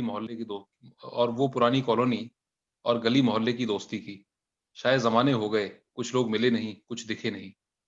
और याद आती है मुंबई की मेट्रो की, महालक्ष्मी मेट्रो स्टेशन की, ऑफिस की गली की, नुक्कड़ पर वड़ा पाव वाले की, ऑफिस के अंदर बॉस की डांट की, दोस्तों की बातों की। शायद याद आने लगी है कॉर्पोरेट की उस जिंदगी की। इस खिड़की के बाहर गुजरती हर पल कुछ गाड़ियां दिखाई देती, मानो बीते 40 सालों के फलसफे की कहानी कई किश्तों में समेटी चलती। बहुत खूब अभिषेक, बहुत अच्छा। और मैं यही कहना चाहूंगा आपसे कि ये समय जो कोविड का रहा, लॉकडाउन का रहा, आप तो खैर अपना हॉस्पिटल में रहे, कुछ लोग नहीं रहे, लेकिन जरूर सबने अपना इंट्रोस्पेक्शन किया है अपनी जिंदगी के बारे में, क्या चल रहा है, क्या चलना चाहिए, किससे खुशी मिलेगी। और बहुत से बदलाव हमें देखने को मिल रहे हैं। मैं अपने चारों तरफ देखता हूँ तो व्यवसायों में बहुत बदलाव है, लोगों की थिंकिंग में बहुत बदलाव है। सबसे बड़ा बदलाव ये है कि पहले किसी को जरूरत भी नहीं होती थी तो भी ऑफिस खोलना पड़ता था, क्योंकि लोग बोलते थे कि व्यवसाय कर रहे हो, ऑफिस नहीं है भैया, कोई कमी है क्या। आज की डेट में उल्टा हो गया। आप बोलो कि मैं वर्क फ्रॉम होम कर रहा हूँ, बोले ऑफिस बंद कर दिया, बड़ा बहुत अच्छा किया। तो बहुत से बदलाव आए हैं हमारी जिंदगी में और बहुत खुशी है मुझे ये जान के कि आपने अपने विचारों को संजोया और एक कविता के रूप में प्रस्तुत किया। तो बहुत बहुत धन्यवाद अभिषेक, और बहुत अच्छा लगा सुन के। और कहीं ना कहीं बहुत सारे लोग इसको कोरिलेट करेंगे, क्योंकि बहुत सारे लोगों ने अपनी जिंदगी के बारे में सोचा होगा। 40 साल, 50 साल, डिपेंड करता है जिसकी जैसी उम्र है। बहुत बहुत धन्यवाद।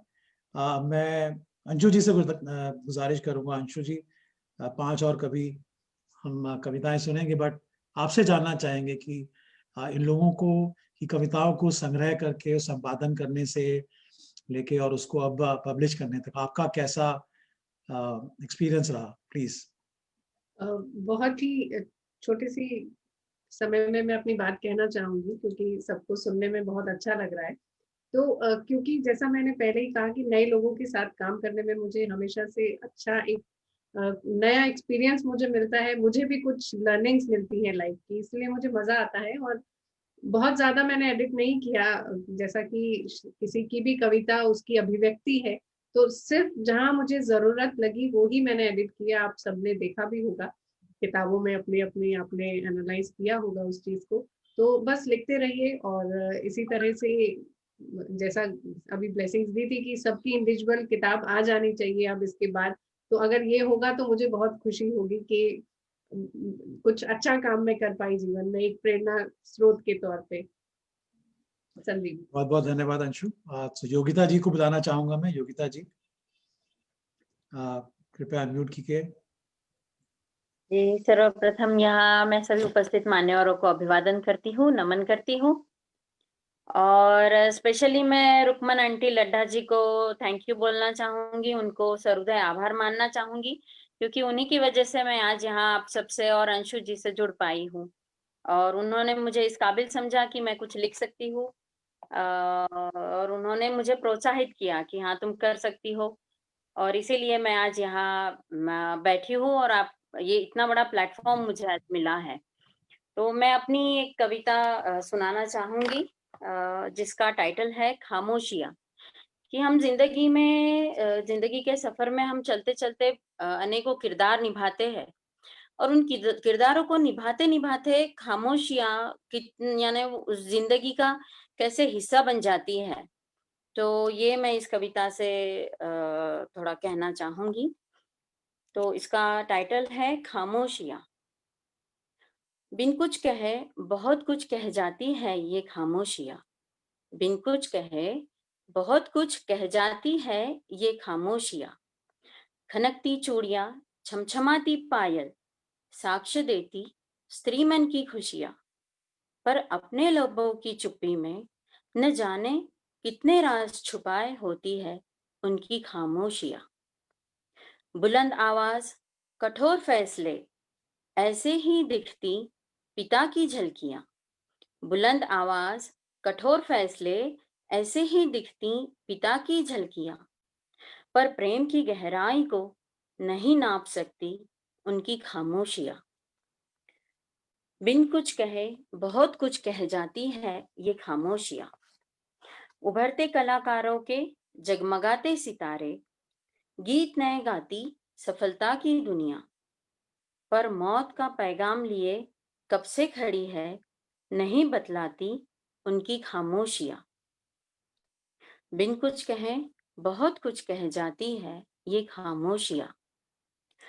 सरहद पर जवानों की आवाज करती बंदूकें, सरहद पर जवानों की आवाज करती बंदूकें सबूत होती है उनके बलिदानों का, पर त्याग का सबब नहीं दिखलाती तिरंगे में लिपटी हुई उनकी खामोशियां, पर उनके त्याग का सबब नहीं दिखलाती तिरंगे में लिपटी हुई उनकी खामोशियां।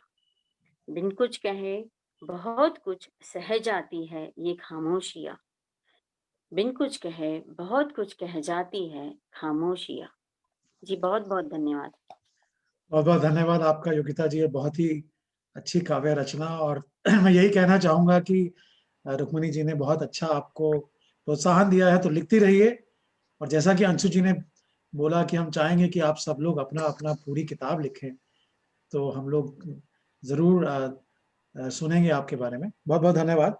मैं बुलाना चाहूंगा, हाँ, मैं बीच में थोड़ा सा इंटरप्ट करूंगी। इस बीच हमारे पास सोशल मीडिया पे एक रिक्वेस्ट आई है कि आशीष से भी हम एक कविता सुनना चाहते हैं। तो आशीष, किताब आपके पास है, आप चाहे तो अपनी रचना सुनाएं, चाहे इस किताब में से आपको जो भी रचना ठीक लगती है वो सुनाएं। मुझे लगता है अंशु जी आपने एकदम से बॉम्ब फेंका है, तो थोड़ा सा वेट करते हैं। एक कवि आशीष को रेडी है, आशीष बॉम्ब, हर बॉम्ब को सिया के राम कहते हैं। Okay okay okay. जी मैं तैयार हूँ, चिंता मत कर, मैं फ्रंट पे रहता हूँ।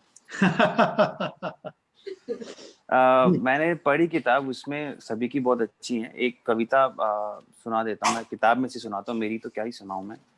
आज इनका दिन है, इनके बारे में बात करते हैं। निखिल जी की एक कविता है, मैं सुनाता हूँ। बेख्याली में जहन से। स्वागत। बेख्याली में जहन से कुछ लम्हे टपके और डायरी के किसी कागज पर बेचैन शब्दों की तरह भटकने लगे। कलम ने बड़े एहतियात से उन्हें स्याही में पिरोया और एक कागज पर सुखा दिया। जाने कब तक नज्म का सिरहाना बना ये लम्हे खामोश बैठे रहे। फिर एक दिन शायद गलती से उंगलियां एल्बम की जगह डायरी पर चलने लगी और लम्हे नज्मों की गलियों में कुछ फटे हुए दिनों के टुकड़े जोड़ने लगे।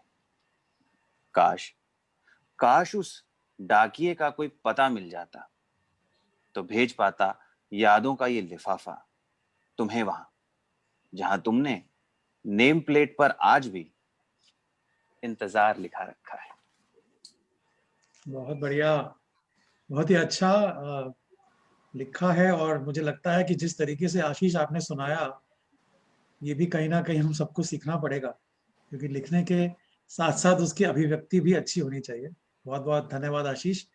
Thank you thank you. तो अब मैं बुलाना चाहूंगा डॉक्टर सूरज महेश्वरी जी को। डॉक्टर साहब प्लीज अनम्यूट कीजिए। डॉक्टर सूरज जी जी आप सुनाएं। सभी को शुभ।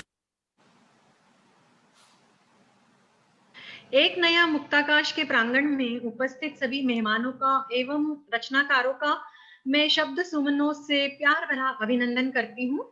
नाम सूरज है मेरा, करती हूँ अपने घर को रोशन। दंत पंक्तियां ठीक करना है काम मेरा, मुस्कानों से महक जाए खुशियों का आंगन। चूंकि मैं नारी हूँ और इसीलिए स्त्री मन से रिलेटेड, नारी मन से रिलेटेड या प्रकृति से जुड़ी हुई बातें, घटनाएं मुझे बहुत प्रभावित करती है। उनसे मैं बहुत इंस्पायर भी होती हूँ या कई बार वो मुझे उद्वेलित भी करती है। और आज मैं कहना चाहूंगी कि सूर्य की रश्मियां जो हमें जीवन देती हैं, उसका उजाला हम में ऊर्जा भर देता है, तो क्यों ना हम सवार हो जाए रश्मि रथ पर और चल पड़े जीवन यात्रा पर। मैंने एक छोटी सी बच्ची देखी है, उसकी फोटो भी देखी है, जो उचक उचक कर बुलबुलों को पकड़ना चाह रही है। उसे देख कुछ शब्द मैंने उकेरे हैं छोटी सी बच्ची को देखकर। कविता है रश्मि रथ पर सवार होकर। इंदुमणि के बुलबुलों को थाम कर, इंदुमणि के बुलबुलों को थाम कर, मोती तुझे बनाने हैं, निकल बाहर उछल उमड़ कर। पकड़ उसे मत रहे गाफिल, करनी है तुझको खुशियां हासिल। पकड़ उसे मत रहे गाफिल, करनी है तुझको खुशियां हासिल। रश्मि रथ पर सवार होकर नापनी है उन्नत ऊंचाई। रोक सकेगा कोई कैसे, स्वर्णिम स्वप्नों की है करनी बुनाई। स्वर्णिम स्वप्नों की है करनी बुनाई। अब देर न कर, उस बच्ची से कहना चाहती हूँ, अब देर न कर, चढ़ना है अंबर पर, छाना है अवनी पर। मन अंतस की ध्वनि तू सुन ले, नस नस को अनुप्राणित कर। मन अंतस की ध्वनि तू सुन ले, नस नस को अनुप्राणित कर। तारा बनकर राह दिखाना, बादल बन मिट्टी को सींचना। हर सांस में प्राण जगाकर हिम पर्वत पर चढ़ते जाना। डरकर ना तू पीछे हटना, डरकर ना तू पीछे हटना। प्रशस्त हो जाए मार्ग तुम्हारा, रश्मि रथ पर सवार होकर फूल हंसी के बिखराना। फूल हंसी के बिखराना। और ये वो तभी कर पाएगी जब वो क्यों आंखें अपनी किताबों से चार करेगी, घूंघट हटाकर सूरज से आंखें चार करेगी। तो इसीलिए कहना चाहूंगी, औरों की नहीं खुद की आंखों से देख। उस स्त्री से, उस बच्ची से कहना है, औरों की नहीं खुद की आंखों से देख। इस कविता का शीर्षक ही घूंघट है। औरों की नहीं खुद की आंखों से देख, आवाहन को कर स्वीकार, घूंघट का आवरण तज कर, पुस्तकों से कर ले नजरे चार। न उलझ अज्ञानता के तम से, न उलझ अज्ञानता के तम से, झांक ले जरा अंतर मन में। कठपुतली नहीं, कठपुतली नहीं, तेजस्विता का अवतार। दृष्टि को अपनी करके ढाल, ललकती नजरों पर कर प्रहार। दृष्टि को अपनी करके ढाल, ललकती नजरों पर कर प्रहार। मजबूरियों को छोड़ अनिष्ट से हो चौकस, मजबूरियों को छोड़ अनिष्ट से हो चौकस। प्रतिबद्ध होकर कर ललकार, परंतु, परंतु बहुत ध्यान रखने वाली बात है, परंतु मुक्त होना है उन्मुक्त नहीं, मुक्त होना है उन्मुक्त नहीं। लिहाज के अवगुंठन को कर अंगीकार, लिहाज के अवगुंठन को कर अंगीकार। थैंक यू, धन्यवाद सभी का। बहुत बहुत धन्यवाद डॉक्टर सूरज, और बहुत ही अच्छी कविता आपने कही। और मुझे लगता है कहीं ना कहीं सभी स्त्रियों की तरफ से अपने भावनाओं को व्यक्त किया, एक छोटी बच्ची के रूप में अपनी कविता को सुनाया। बहुत ही अच्छा, बहुत बहुत धन्यवाद आपका जी। Thank you. अब मैं बुलाना चाहूंगा एकता पनपलिया जी को। एकता जी प्लीज अनम्यूट कीजिए।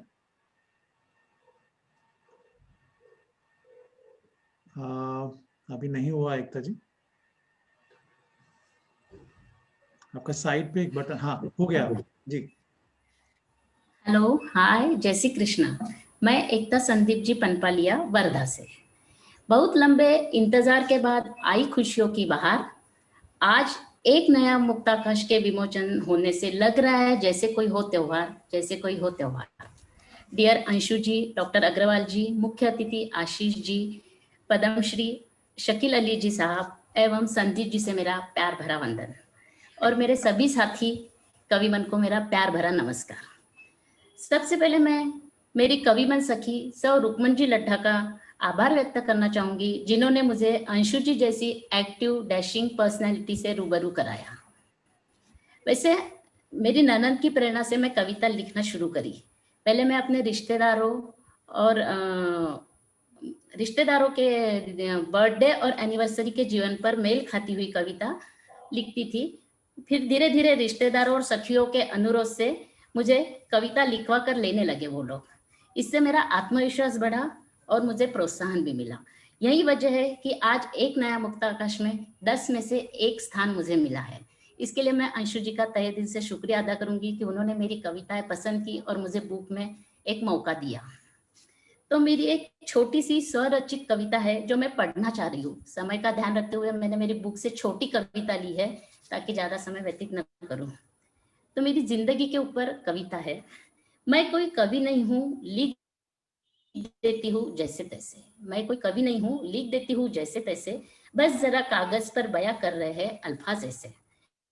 दिल के जज्बात लिखने का शौक है मुझे, महफिल की भीड़ से दूर हटकर रहना पसंद है मुझे। मेरे दिल में क्या है यहाँ कोई नहीं जानता मुझे, फिर मेरे दिल में क्या है कोई नहीं जानता मुझे। फिर मिला एक मौका मुझे अंशु जी से मुक्ताकाश में उड़ने का। फिर मौका मिला मुझे अंशु जी से मुक्ताकाश में उड़ने का। कलम चल पड़ी कागज पर, मन हुआ लिखने का। शायरी से हो गई दोस्ती, शायरी से हो गई दोस्ती, बन गई जिंदगी मेरी। यही है जिंदगी की पूंजी मेरी, यही है जिंदगी की पूंजी मेरी। अंत में आयोजकों का बहुत बहुत धन्यवाद देना चाहूंगी कि उन्होंने मुझे कुछ कहने का मौका दिया। धन्यवाद, थैंक यू सो मच। बहुत बहुत धन्यवाद एकता जी, आपने बहुत ही सहज शब्दों में अपने विचार व्यक्त किए और अंशु जी को डैशिंग बताया। मुझे लग रहा है बहुत सारे एडजेक्टिव्स ढूंढने पड़ेंगे हमें उनके लिए। आप बहुत एक्टिव जरूर हैं, बट बहुत बहुत धन्यवाद। अंशु जी, आपको एक वोकैबुलरी की अलग से लिस्ट बनानी पड़ेगी। सो आशा जी, मैं आपके पास आना चाहूंगा। प्लीज अनम्यूट कीजिए आशा जी।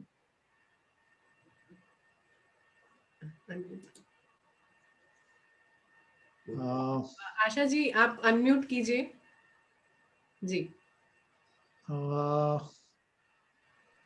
अब हो गया आशा जी, जी बोलिए। ओम हम गण गणपते नमः। मिल गई थी।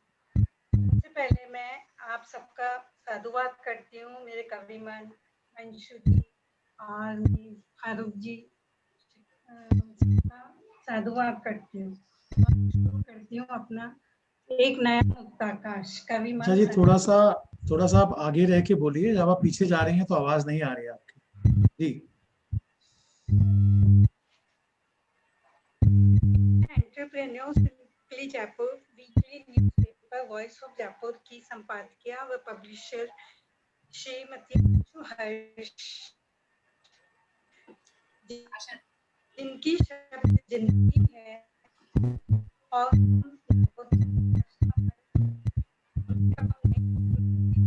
सार्थक और प्रेरित कर दिया है।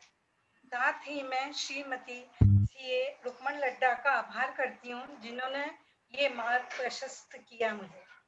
बहुत बहुत धन्यवाद रुक्मन।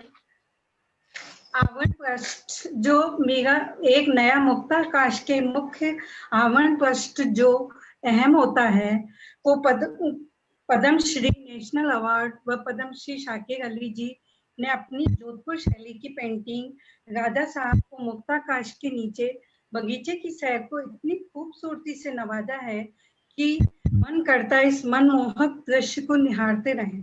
तहे दिल से शुक्रिया शाकिर अली जी। श्रीमान एक्टर आशीष शर्मा जी, पंडित जी मुंबई का मंच शुक्रिया अदा करना चाहूंगी, जिन्होंने इतनी आत्मीयता से फॉरवर्ड लिखा, मुक्ताकाश का बहुत उम्दा लिखा। आशीष जी, आपने फसलों के बीच मन को उतर आई है, बधुआ है कविता मेरी जहाँ तांतुरी उगाई है। बहुत ही बहुत अच्छी चीज लिखी है हम लोगों को आगे बढ़ाने के लिए। बहुत बहुत हार्दिक धन्यवाद। हिंदी मेरा प्यार के को फाउंडर श्रीमान संदीप कौशिक जी का हृदय से धन्यवाद। बुक रिवाइवल श्रीमान जी दुर्गा प्रसाद अग्रवाल जी का, जिन्होंने नवोदित कवि मनों का उत्साहवर्धन करने के लिए ये मंच को बहुत बहुत वो किया, लाभान्वित किया हम सबको। मैं अपनी एक कविता 2 लाइन कहूंगी। रहा थी मंजिल मगर मिल नहीं रही थी, रहा थी मंजिल मगर मिल नहीं रही थी, एक नया मुक्ता आकाश और अंशु हरजी और रुक्मन मालीवाड़ जी ने मुझे जो मार्ग प्रशस्त किया, वो भी मैं आगे बढ़ाती रहूंगी। उसके लिए आप सबका आभार व्यक्त करते हुए पेश करना चाहूंगी। वर्तमान जीवन पे ही बोलूं, वैसे तो मैं बचपन से कुछ कुछ लिखती आ रही हूँ, कभी अपनी जीवनी भी मैंने लिखना शुरू की है। और एक आत्मा, जब मैं 7वीं क्लास में पढ़ती थी तो आत्मा के ऊपर मैंने एक लेख लिखा था। तो मुझे आश्चर्य होता है कि ये मेरे शब्द कैसे उभर के आते हैं। मैं खुद खुद बाद में जब लिख के पढ़ती हूँ तो मुझे खुद अपने ऊपर आश्चर्य होता है। अब मैं वर्तमान जीवन की कविता आपके सामने पेश करने जा रही हूँ। छोटी सी कविता है, ज्यादा समय नहीं लूंगी। क्या कभी सोचा जिंदगी ऐसी भी होगी? क्या अपन सबने कभी सोचा था कि जिंदगी ऐसी होगी? लॉकडाउन चलेगा एक छोटे से कोरोना वायरस से, तो समझ नहीं आता। लॉकडाउन शुरू होगा इस कोरोना वायरस से। जिंदगी का सफर कटेगा चार दीवारी में। आज हम डिजिटल मंच में बैठे हैं तो इसी कारण बैठे हैं कि ये चार दीवारी में हमारा जीवन बीत रहा है। नहीं तो आज हम एक जगह इकट्ठे होके कभी सम्मेलन भी कर सकते थे, एक दूसरे के साथ मिल सकते थे। जिंदगी का सफर कटेगा चार दीवारी में। लगता है ये दुनिया क्या है रह गुजर के सिवा।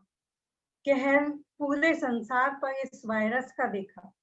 हजारों लाखों मनुष्यों को बिना मौत मरते देखा। अजब मालिक तेरे प्रलय का ये मंजर देखा। परिवारों को अपनों से ही बिछुड़ते देखा। इंसान को अपने नीड़ में सिमटते देखा। इस लॉकडाउन और चार दीवार में कब तो सुबह होती थी, कब शाम होती थी और कब रात।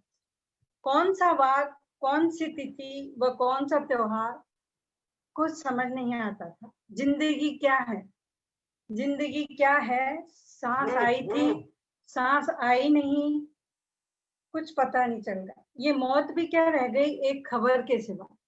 ये मौत भी क्या रह गई एक खबर के सिवा। ये मौत वर्तमान जीवन में न अपना न अपनों की खबर। जिंदगी को छोड़ा मानव ने तकदीर के हाथों में। अब तो जिंदगी कुछ भी नहीं, बस तेरी मेरी कहानी है। यही बस यही वर्तमान जिंदगानी है। बहुत बहुत धन्यवाद आशा जी। अंशु, रुक्मन जी हमारे साथ जुड़ी हैं क्या? रुक्मन जी का स्वास्थ्य ठीक नहीं है आज, तो वो हमारे साथ नहीं जुड़ी हैं और मैं उनका बहुत धन्यवाद और आभार करना चाहूंगी कि कभी मन एक नए मुक्ताकाश की जब मैंने संकल्पना की तो उन्होंने मेरे को नए लोगों से मिलवाया, जिसमें एकता जी, आशा जी और योगिता जी जो हैं वो उनके माध्यम से मुझसे जुड़ी हैं। तो मैं उनका शुक्रिया अदा करती हूँ। और आज उनका स्वास्थ्य ठीक नहीं होने के कारण वो हमसे नहीं जुड़ पाई हैं। इस बात का मुझे अफसोस रहेगा क्योंकि वो बहुत ही उनका मेरा मंथन मैंने पब्लिश किया था, एक काव्य संग्रह, बहुत ही उम्दा लेखिका हैं वो मुंबई में रहते। तो मेरे ख्याल से सब जी हाँ, की सब हो चुके हैं। मुझे वही लग रहा था कि मुझे याद है एक डांस इंडिया डांस का एक बहुत बड़ा पॉपुलर एक सीरियल है, उसके अंदर 4 स्टूडेंट्स आए, चारों सेलेक्ट हुए और पता लगा जी कौन धर्मेश ने पढ़ाया है।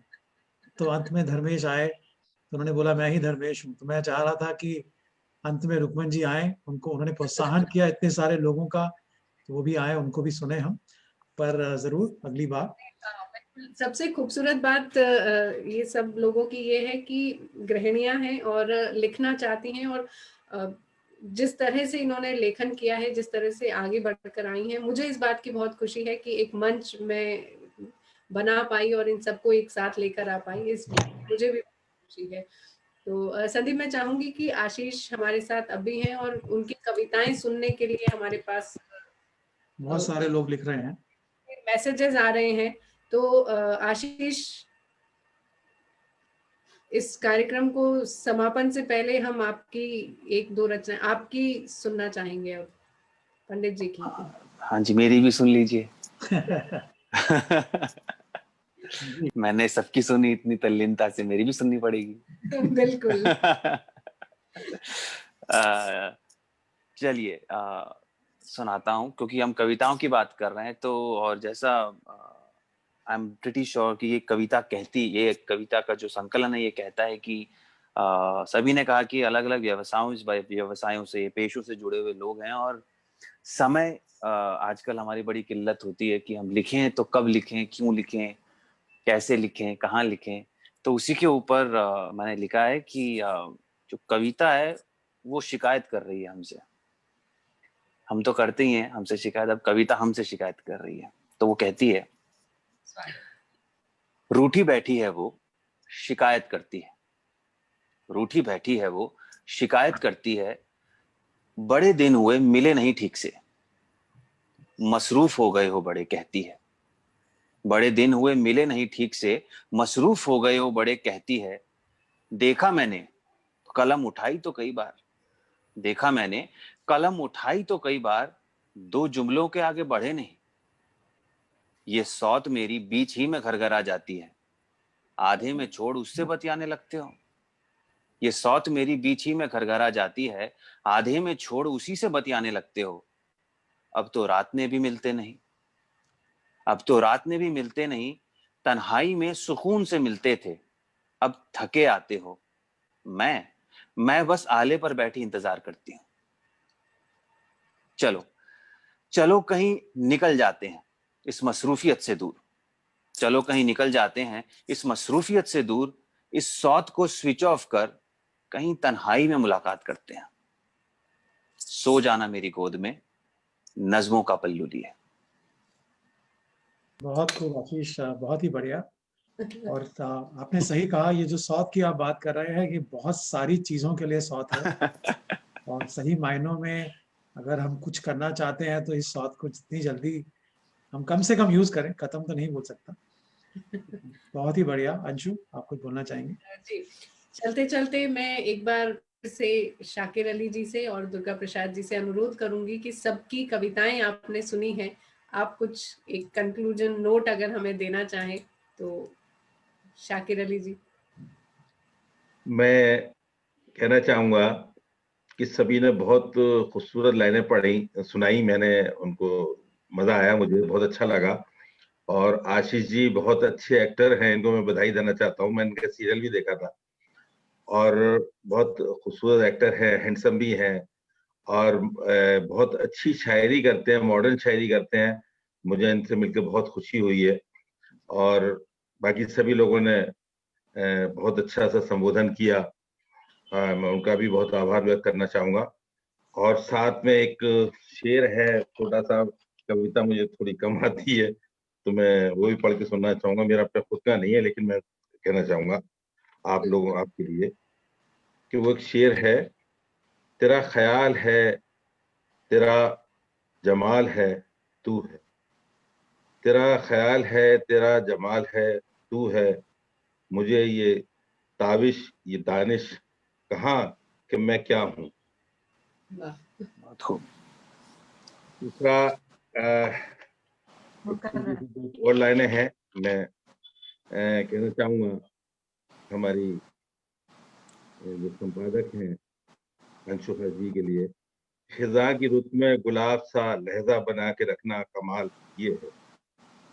खिजा की रुत में गुलाब सा लहजा बना के रखना कमाल ये है। हवा के रुख पे दिए जला के रखना कमाल ये है। कि वो ऐसे लोगों को, इतने नौजवान और जो भी नए लिखने वाले हैं, लगते नहीं है कि वो नए हैं, लगता है कि पूरी मैच्योर तौर पर शायरी कर रहे हैं। तो वो ऐसे लोगों को आपने इस मंच पे आमंत्रित किया। मैं भी उसमें एक नया ही इंसान हूँ कि मेरी ये विधा नहीं है, लेकिन मुझे सुनने में बड़ा अच्छा लगा। मैं एक सिंपल सा एक मामूली सा चित्रकार हूँ और मुझे आपने मंच दिया, उसके लिए बहुत बहुत बधाई और बहुत बहुत मेरा आशीर्वाद। और आपने इस बहुत ही खूबसूरत प्रोग्राम में मुझे उसका हिस्सा बनाया, मैं उसके लिए आपका बहुत बहुत आभार व्यक्त करना चाहता हूँ। सभी का आभार, सभी को नमस्कार। बहुत बहुत धन्यवाद सर आपका, इतनी खूबसूरती के साथ और इतने स्नेह के साथ आपने आमंत्रण को स्वीकार किया और हमारी किताब को एक जो खूबसूरती दी है वो आप ही की देन है। तो thank you so much, thank you so much. Thank you so much Ashish, इतना समय निकालने के लिए, जो व्यस्ततम समय रहता है एक अभिनेता के लिए, और मुंबई शहर जो एकदम भागता दौड़ता शहर है, कुछ कंक्लूजन नोट के तौर पे आप हमें कुछ कहना चाहें? मैं क्या कहूँ, मैं बस अभिनंदन करना चाहता हूँ सभी कवियों का, कवियत्रियों का, जिन्होंने इतनी खूबसूरती से सब लिखा। और अंशु जी आपका, कि आपने इतनी खूबसूरती से उसे सहेज कर, समेट कर परोसा है सामने। और अभी समझ में आया मुझे कि आप क्यों छापती हैं और आप ये क्यों ये सब कंडक्ट करती हैं। आपको तारीफ सुनना बड़ा अच्छा लगता है। नहीं तारीफ सुनना अच्छा नहीं लगता, मुझे प्यार समेटना अच्छा लगता है। शब्दों की माहिर है आशीष। इतनी जल्दी पकड़ में नहीं आने वाली है अंशु। तारीफ किसको अच्छी लगती। जी जी बिल्कुल। और मैं बहुत तहे दिल से धन्यवाद देना चाहूंगी संदीप कौशिक का, जो मेरे साथ मेरे कहे अनुसार अंग्रेजी के आदमी हैं, अंग्रेजी की किताबें पब्लिश करते हैं, विदेशों में एक्सपोर्ट करते हैं किताबें, लेकिन मेरे साथ चलने के लिए हिंदी मेरा प्यार एक जो हमारा मंच है वहां पर हम अपनी भाषा के लिए काम कर रहे हैं, जहां पर आशीष भी आए थे पहले, तो उनका भी बहुत आभार हमेशा के लिए। और संदीप आपके लिए भी बहुत दिल से आभार कि इस कार्यक्रम का जो संचालन आपने किया, बहुत थैंक यू सो मच। बहुत बहुत धन्यवाद अंशु, मुझे मौका देने का, इतने सारे विद्वान लोगों के साथ बैठने का, तो बहुत ही अच्छा लगा। सब कभी बहुत ही अलग अलग जगह से आए हुए हैं, अलग अलग व्यवसाय से जुड़े हुए हैं, पर जो सूत्र है जो उसको बांधे हुए हैं वो है कविता। और आशीष से मिलके हमेशा ही अच्छा लगता है, और दुर्गा प्रसाद जी ने बहुत ही अच्छी विश्लेषण किया कविता का, कविता के बारे में, और शाकिर जी को सबको बहुत बहुत धन्यवाद। और सर मैं भी आपको धन्यवाद देना चाहूंगा, आपने बहुत अच्छा संचालन किया, और मेरे बहुत ही परम हम आदरणीय हैं दुर्गा प्रसाद जी, उन्होंने बहुत ही बेहतरीन समीक्षा की, और लगता है कि बहुत बड़े वाकई ग्रेट है वो, और हमारे साथ हमारे अक्सर प्रोग्रामों में साथ रहते हैं, तो मैं उनको नमस्कार करता हूँ और उनको बधाई देता हूँ कि सर आपने बहुत ही प्यारा जो समीक्षा दी वो बहुत ही सराहनीय है। जी, तो दुर्गा प्रसाद जी बहुत बहुत धन्यवाद, और आप सबका बहुत बहुत धन्यवाद। अंशु, जाने से पहले ये बता दें कि इस पुस्तक को अगर लोग लेना चाहेंगे या खरीदना चाहेंगे तो कहाँ से उनको ये मिल सकती है, ये थोड़ा सा आप बताएं। और ये उसके बाद किताब अमेजन पे अवेलेबल है, अमेजन पे सिंपली जयपुर के माध्यम से, या एक नया मुक्ताकाश जब लिखेंगे तो अमेजन पे अवेलेबिलिटी उनको नजर आ जाएगी उसकी। तो आप सबका बहुत बहुत धन्यवाद, और आप सबका जुड़ने का, जो भी दर्शक हमारे साथ जुड़े सभी कवियों का, और आशीष, दुर्गा प्रसाद जी और शाकिर अली जी का। अंशु बहुत बहुत धन्यवाद। धन्यवाद। Thank you so much.